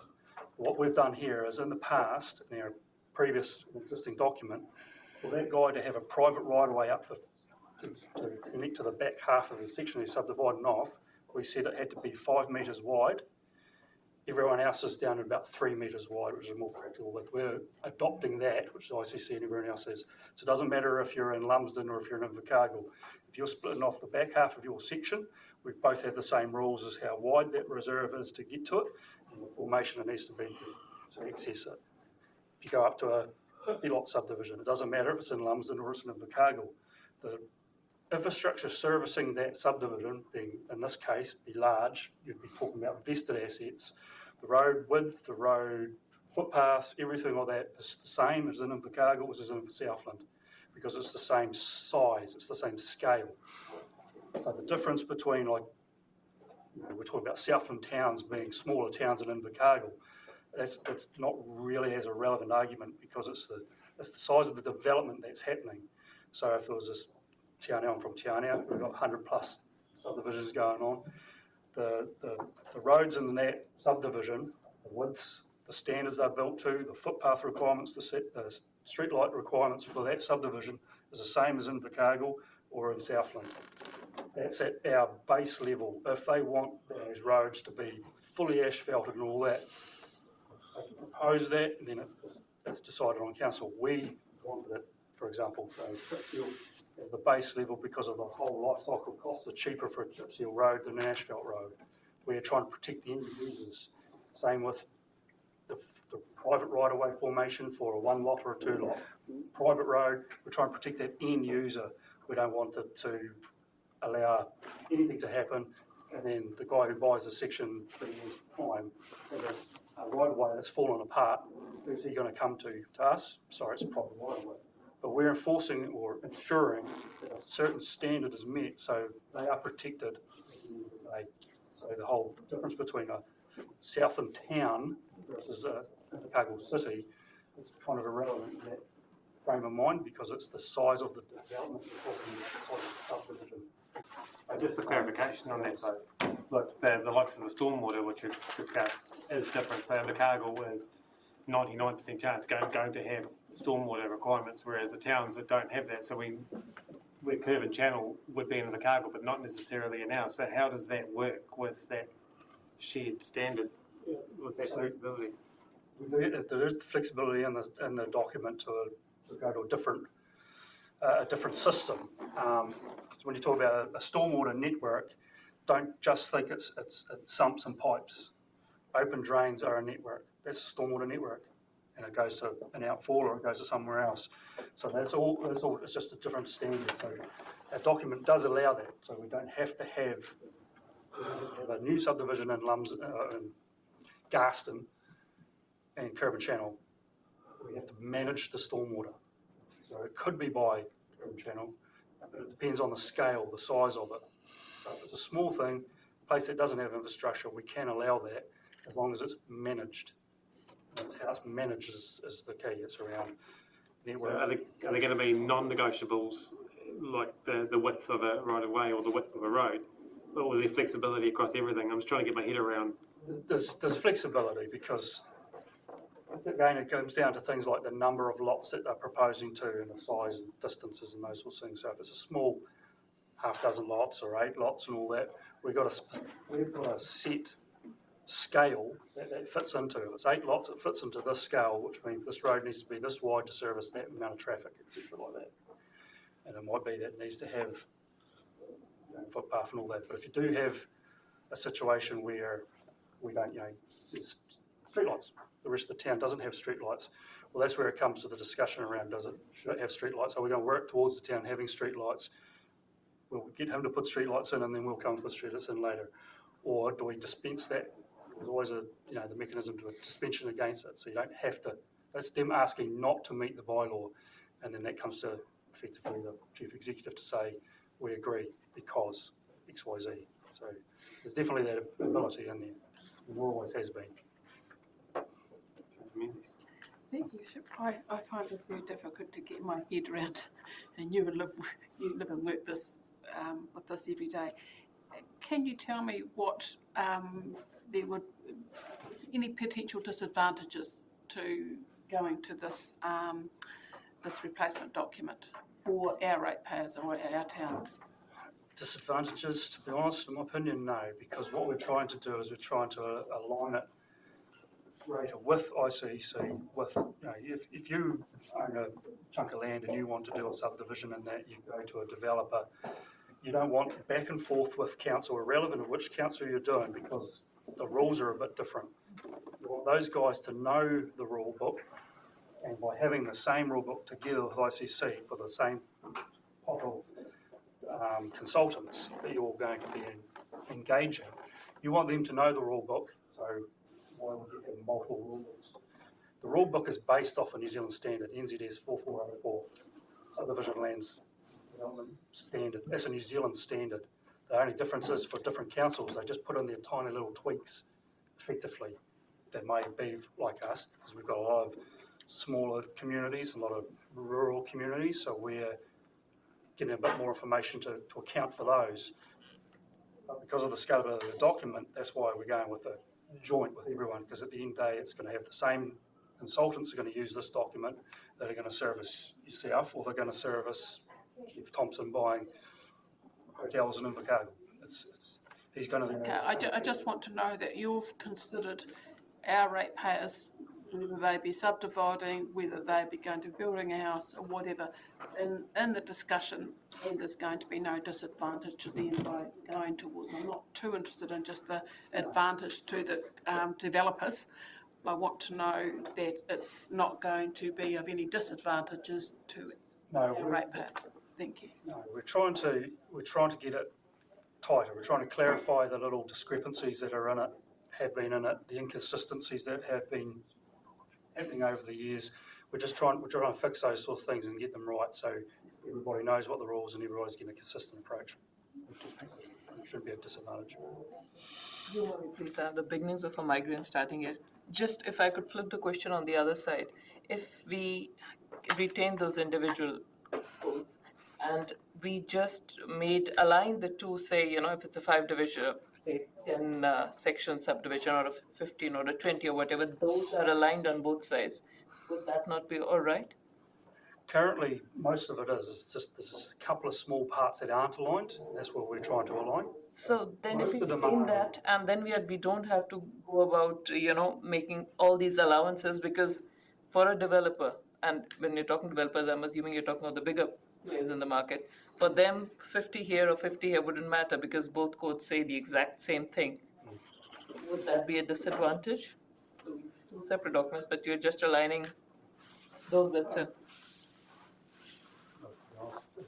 Both documents say the same thing, but that's why not work together and have the same document.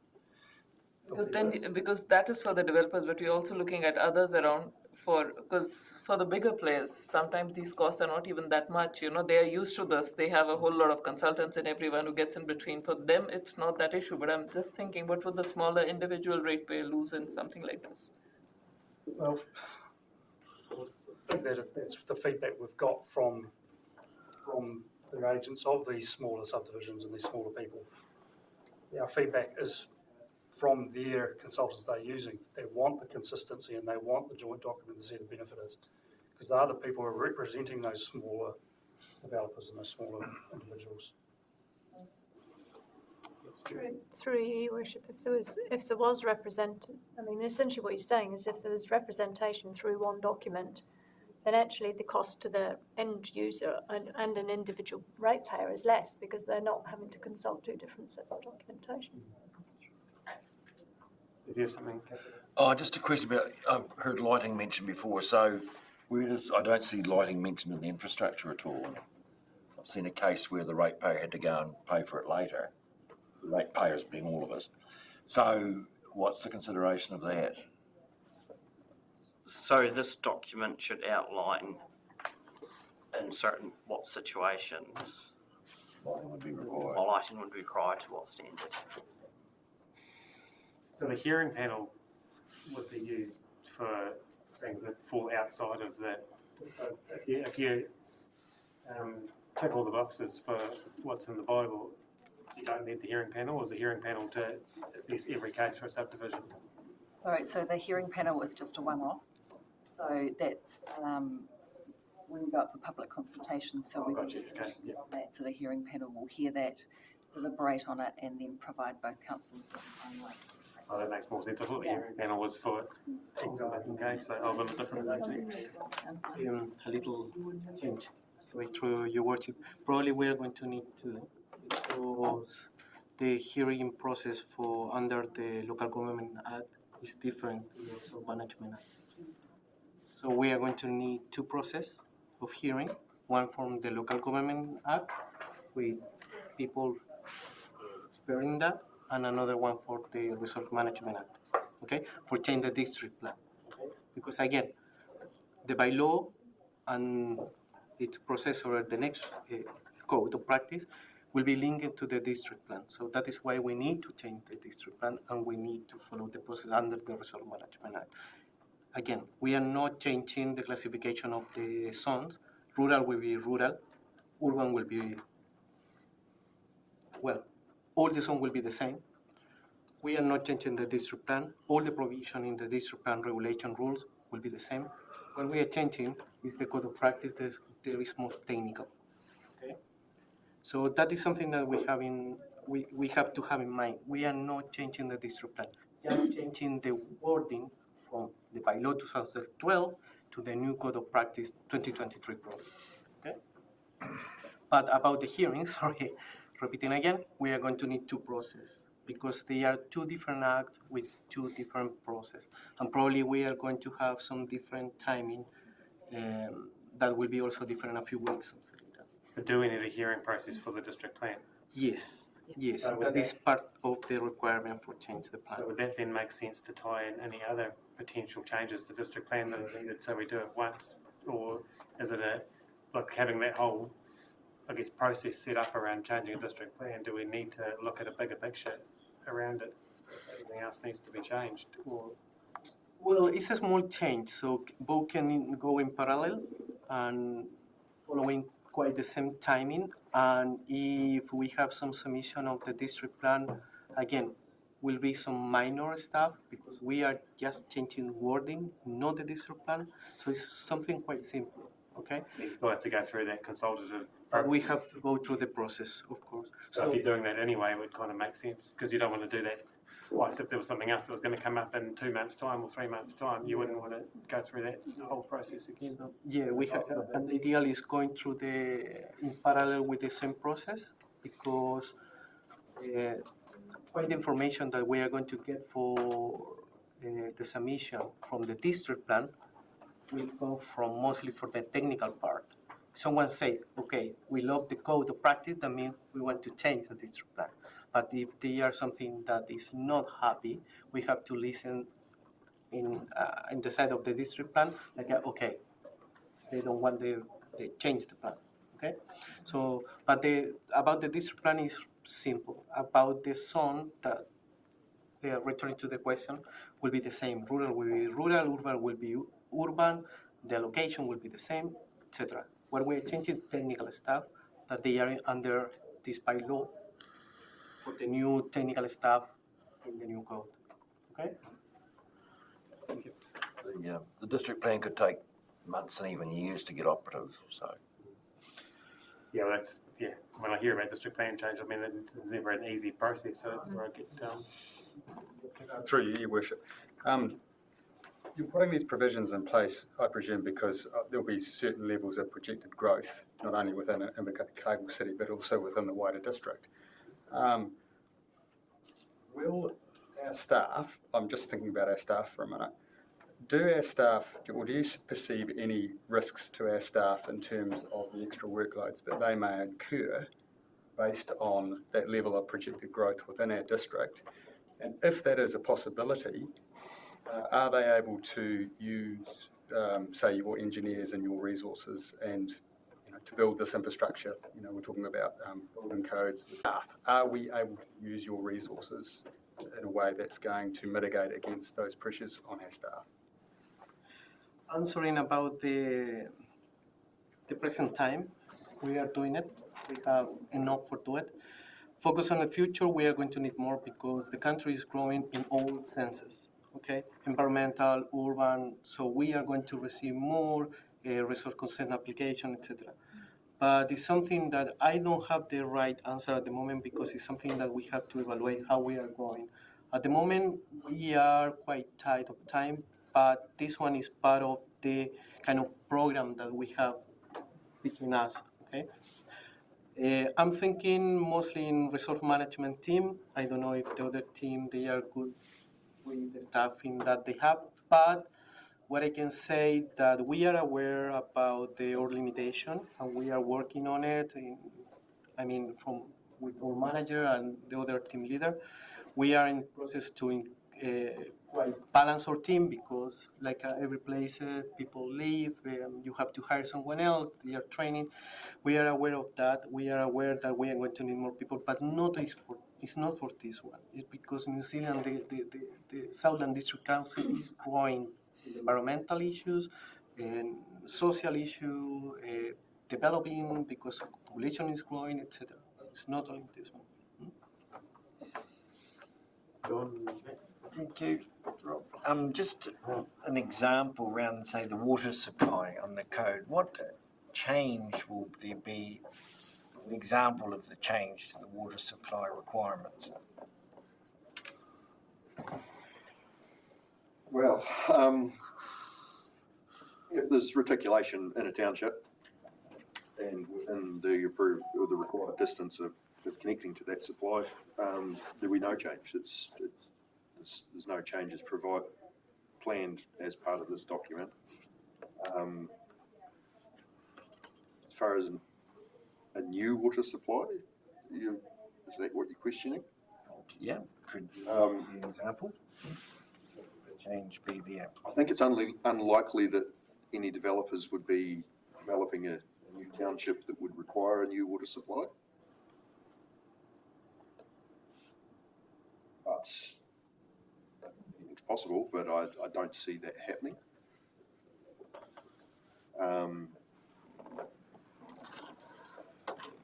there's a whole lot going around nationally about requirements about water supplies. So any new water supply is really going to be a council-led or entity-led development. So this new code isn't going to have a change to the current code with respect to water supply? No change? No significant change. It's an insignificant change. I'm not sure that we're finished talking about the roading aspect yet, and obviously if we are, I'm happy to talk about the three waters. I'm just wondering, I'm just trying to, I'm naturally... This conversation though, does it? Or is it part of this? part of this code. Oh, sorry, so we're going to have each each team team. present. Right, Sorry. we're going to move on to that. Sorry. Yeah, we can do. Are we comfortable? We sort of segued into it. didn't we? Yeah. We've gone down that road. I've just got, Yeah, Matt's got a question.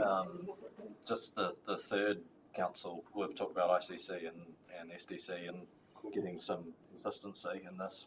What's our third council in the region?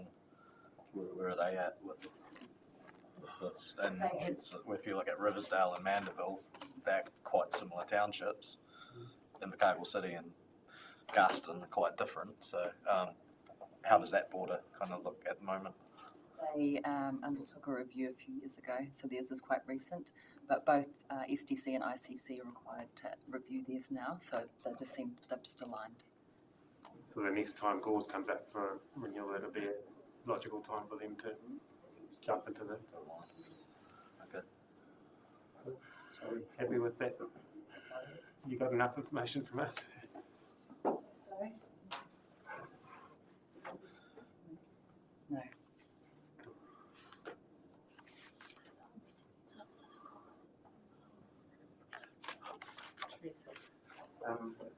So what's the next component that you want to discuss?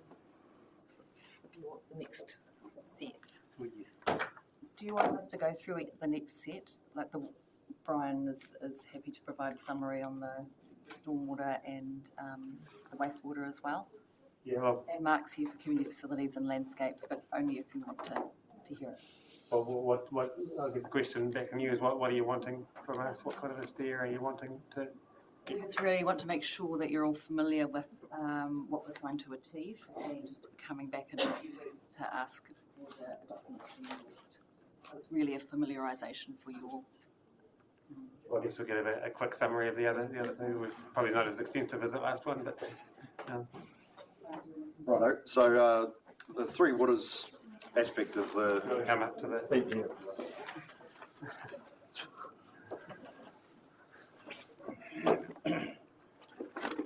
So the Three Waters aspect of the code of practice hasn't had a lot of changes,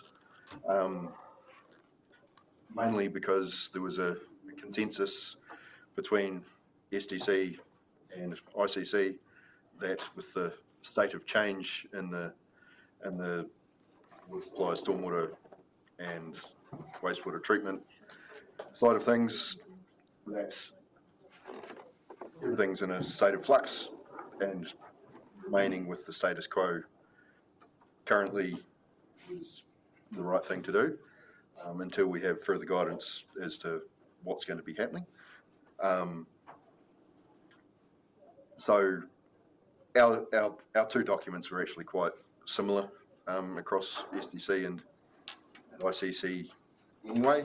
There was some very minor changes made to things like whether or not we should have rungs and manholes, which most places in the country have done away with 20 or 30 years ago.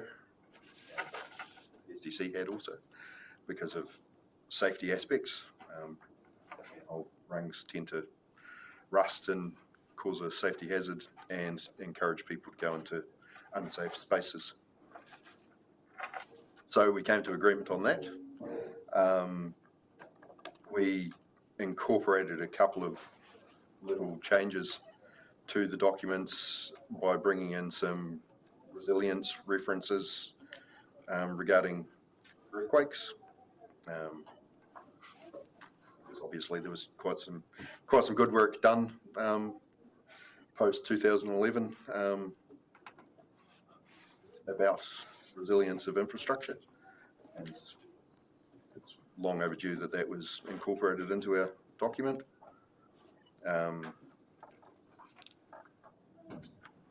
And other than that, there's actually a general section in the Code of Practice. There's been some issues about process of when and what the designers should be providing us for approval, and the steps that need to happen as development progresses, and the quality of the as-builting plans will allow us to properly record those assets. We've had some variable quality of work done by some of the consultants over the years that basically makes it harder for us to, and more time consuming for us to process that data. So we've tried to add some improvements around that. Any questions? What do you mean by that data? Is that the assets? So asset record data, so utility size, diameter, material, value. Yeah, I guess like you say, I mean, it's all going to feed into the reform that's happening at the moment. And, I mean, anything's going to probably have to go through the NTU anyway around this. Anything that gets decided anyway, isn't it? Further questions? Cool. That's easy for you. What? With the landscaping and the community facilities sections, this is new. It wasn't in the existing bylaw, and what we were finding, there was a lot of inconsistency around landscaping in subdivisions. So what we have done is we've put these 2 new sections in there, and aligned it with what ICC are doing. And the main things that we identified was that developers were walking away after a very short time and not maintaining landscaped areas. So we have a requirement in there now that they maintain them for a longer period.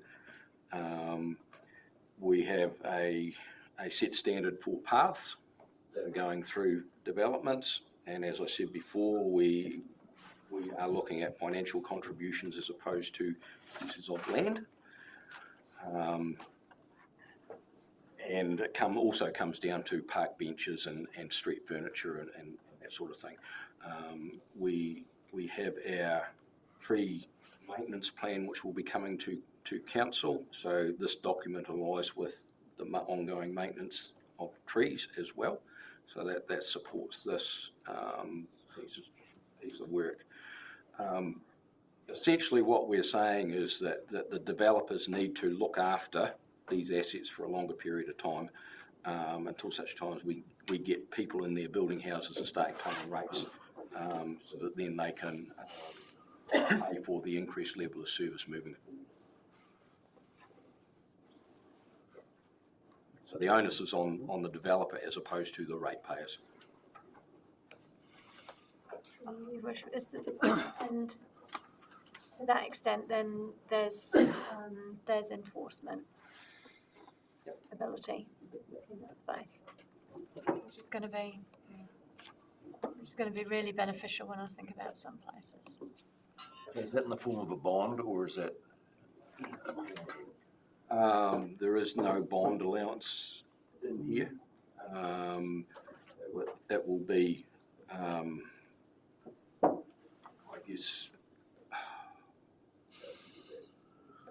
bond could be the conditions. It's conditions on the subdivision that they have to adhere to, and then it's compliance thereafter. So just through you, one of the levers that they could use is a condition on the resource consent to ensure that if it says maintain for so many years the trees, the condition might be a bond for X amount of dollars to make sure that actually occurs, and that bond could be reduced over time. So I guess what you're saying, Mark, is that, yeah, you have to be really clear in your mind that we're not going to go into a position whereby you and your staff are protected, right? So I suppose it's a legally binding contract between the developer and yourselves based on, once again, the current pressures that we have within your space for things like requests for service. It's tough, right? It's tough out there, once again. So are you confident in your own mind that based on this and based on the relationship between these developers and yourself, that, do you have that assurance that you're protected in that space. Well, I guess any increase in level of service out there is going to impact on our ability to deliver work. So if we ended up getting, back in the 2000s when Te Anau took off, if we get that level of increase, that is going to impact our ability to maintain a level of service. Correct. So that's what we're dealing with. But currently, when we look at the subdivisions that are coming through, we can manage that. But obviously, if that starts to increase and the size of the subdivisions start to increase, then there is an increase in workload, definitely. And those things will come through, say, with retrospective resource management applications and so on and so forth, because a developer works not in the stage one, they work in 3 stages. And so that's the sort of thing that you might have to be sort of thinking about for the future. Well, and I guess this is where we need to look at development in towns holistically rather than piecemeal, so that we can get an understanding of where Te Anau's heading, where Riverton's heading, rather than just focusing on this one little development here, and then all of a sudden it creates problems when they go to do another development that's just down the road. So that's what we need to be thinking about. That's what the developers also need to be thinking about as well. Which ties into your zoning and everything too, getting that whole sort of town planning done from a helicopter view. But what we're trying to do is protect the ratepayers in terms of having to fund maintenance work on something that they're not collecting any rates on. No, 100%. Yeah. Well, if you're happy with that, you know. Yep. That all looks pretty good. Is there anything else anyone wanted to add, or we go into the next stages and that is July, 3rd of May, sorry. Thank you. Thank you. Thanks for your time. Do we want to have a Right, I've got stuff on the hub on Friday evening to do with this workshop we've just had and the one that's coming.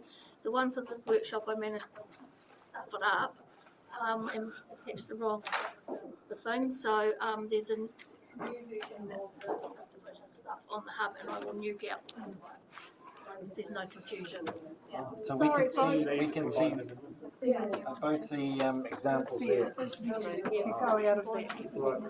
Do we want to have a quick 5-minute break, or do we want to carry on? And can we have a short? How long do you? 5 minutes. How long is your workshop proposed to be for? 5 minutes. And it's a very quick one. Never 5 minutes. Can we time out? Okay, maybe 7. 7? Yeah.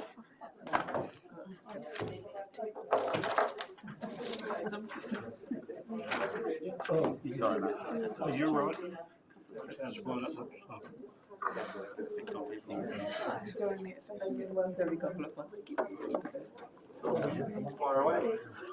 Good afternoon, Your Worship and councillors. I'm here to talk about the new LGNZ Model Code of Conduct.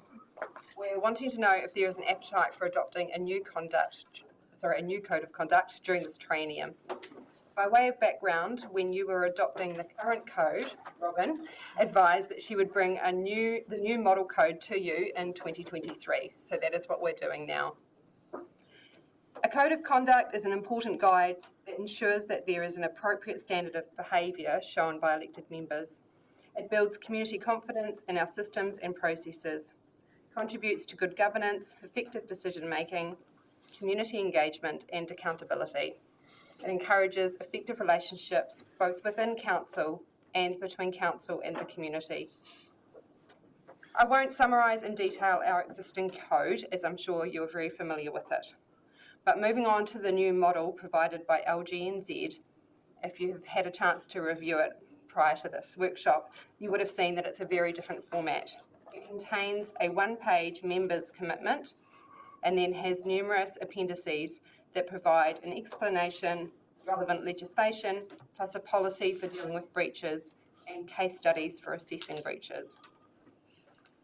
It addresses the management of behaviours such as bullying or harassment on social media, plus in meetings or interactions with the public. It acknowledges the Treaty of Waitangi as the foundational document for New Zealand, and it contains a description of the treaty principles and how they apply to council. It lists clearly unacceptable behaviours, and the new code contains an updated relevant legislation section. However, you would have seen that the new code is not tailored at all to our governance structure. Our current code specifically outlines the roles and responsibilities of each of the Mayor, Deputy Mayor, councillors, chairs of the community boards, community board elected members, and the CE. We would need to modify the model code to incorporate our governance structure. It would then need to be brought back to council, who would then need to vote in favour of it of more than 75%. Then we would need to present it to each of the community boards, who would also need to review it and vote again to adopt the new code. In the instance that any of the community boards didn't adopt the new code, we could end up in a situation where we had different codes working across the organisation at the same time. So we're here to find out your feedback on the model code versus retaining our existing code. Do we have any questions or comments? Councillor Rodencourt? Okay, thank you for your report. The Oriti Community Board have not adopted the Code of Conduct, and we're operating with a different Code of Conduct to every community board? Different standing orders. Oh, different standing orders. Okay, Code of conduct, but code of conducts are optional for community boards, so they are able to operate that way. Yeah. There's been talk of having legislative change there to require community boards, like some of the industry bodies have talked about that, but it hasn't happened. To require boards to have one, but it's not legislation yet. Code of conduct. I guess the same kind of measure applies we talked about back in November. It's a tool that you hope you never have to use, but it's something really important to have there. When you do need to use it, it's going to be worth its weight in gold. So it is probably very, well, not probably, it is very important that we have it there and we're comfortable with what's there in case we do need to invoke it for whatever reason. Sentiment, wasn't it, that the new model code seems quite good. It's got quite a lot of information to sort of back up if you have any questions. I mean, it would be a bit of an onerous task adopting it now and putting it out to all the boards. So, you know, we could make the move to do it, or we could think about for next triennium. I mean, we have a few possibilities. It was just if there was a strong urge and the council were really in favour, we could make moves to do it sooner. But just after a bit of sentiment, because we said we'd come back to you and have a chat about it. That would be a great way to move, wouldn't it? Yeah. 3 years in advance, because there's enough other things sitting on the table that have to be considered, and there's, you know, and they've got a tight time frame. Whereas we do have a code for all bar one, and we can follow that, and then at the next trend look at the different one. I guess we would hope that the current code is broad enough to cope with any issues that might come up. The advantage of looking at a new code, it's been drafted to, I guess, being able to respond to situations that have come up in more recent times. But where a community board hasn't adopted a code of conduct at all, then that's not going to help address that. We would hope that there's other opportunities to address those particular issues. I'd be quite happy to do it now, but that just depends on the time and effort that's going to put in place against our other priorities, etc. So that's where it sits for me. Is there any other thoughts? Read ahead of the new one. I thought it read well. I thought it was a good document, but possibly waiting till the new triennium might be timing.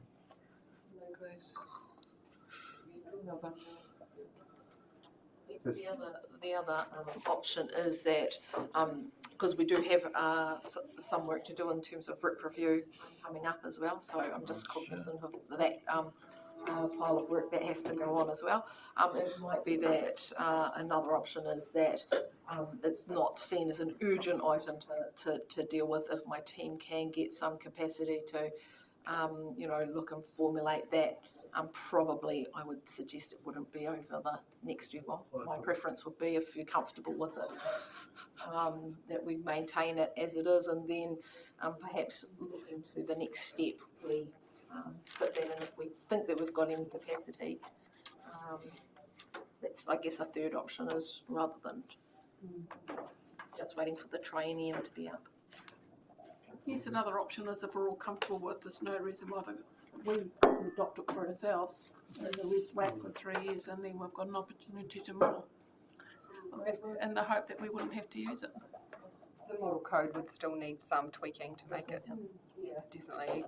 Is there something specifically that we're worried about that the current code we have in place doesn't cater for? Probably it doesn't have any concise list of the roles and responsibilities of community board members or councillors or the CE. It's more just a generic. The model one, sorry, is very a one size fits all. It doesn't as a document that you could refer to, but there is replicated in other. And what we have currently in place that we adopted last year, that caters for everything. So you're good for now. As it's sound at the moment. Yeah, it is reasonably old. I relate to council. I just did an update and make sure all the legislation was up to date and stuff when we presented it last time. Sure. But it's for social media. Covers media. It doesn't specifically include social media, but that would be media. So yeah. We just don't want to find ourselves in a position where we find ourselves challenged by something and it's not covered in the code of conduct and it's potentially covered in this. But I mean, you can't really look at a crystal ball either, and one would hope that we don't ever have to invoke this as well. So maybe the approach Fran suggested, where as time capacity within the team allows. Yeah, Cameron wanted to add something. Thank you. Look, it's actually just echoing what you've just said. I think the new proposed code is quite a lot more specific around the process around complaints, and actually it's I think our current one's a little loose around dealing with complaints. I did have to deal with a complaint in the last triennium, and the lack of clarity about what those steps might be and who had responsibility to progress it wasn't helpful, and involved 2 more years with the Ombudsman sorting out the fact that I hadn't got it wrong.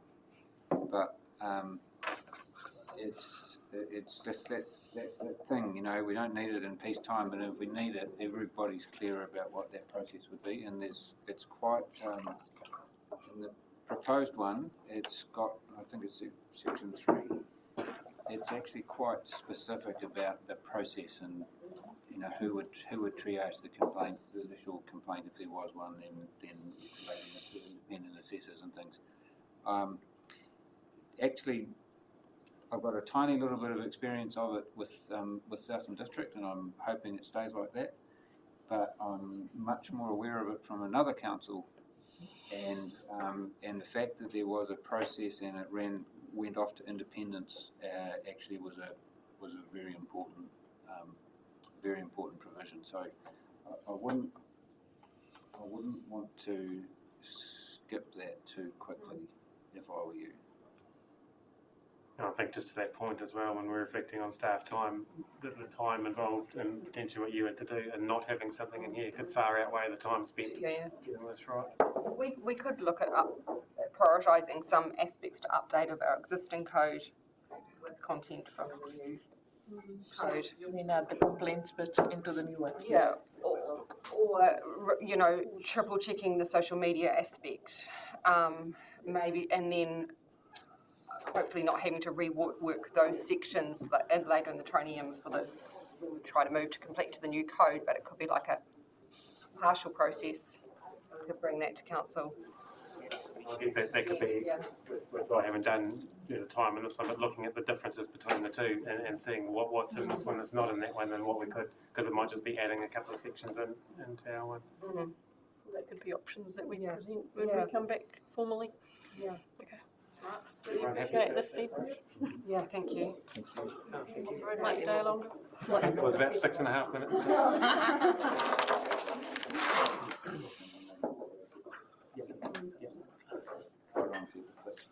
And on that note, I think we've reached the end of our council meeting, and the Chief Executive is coming for that closing comment. But I'll thank you all for a very I'm happy to sublet that. a very robust meeting. Sorry, Councillor Riddencourt. So we're still online. We are still online. Oh, So thank you for a very robust discussion in the meeting today, and yeah, I'll hand over to the CEO. Ora te marino, whakapanamu te moana, e huarahi ngā tātou I te tangi nei ara mai, tātou I May peace be widespread, may the sea be like greenstone, a pathway for us all this day. Let us show respect for each other, for one another, and bind us all together. Thank you.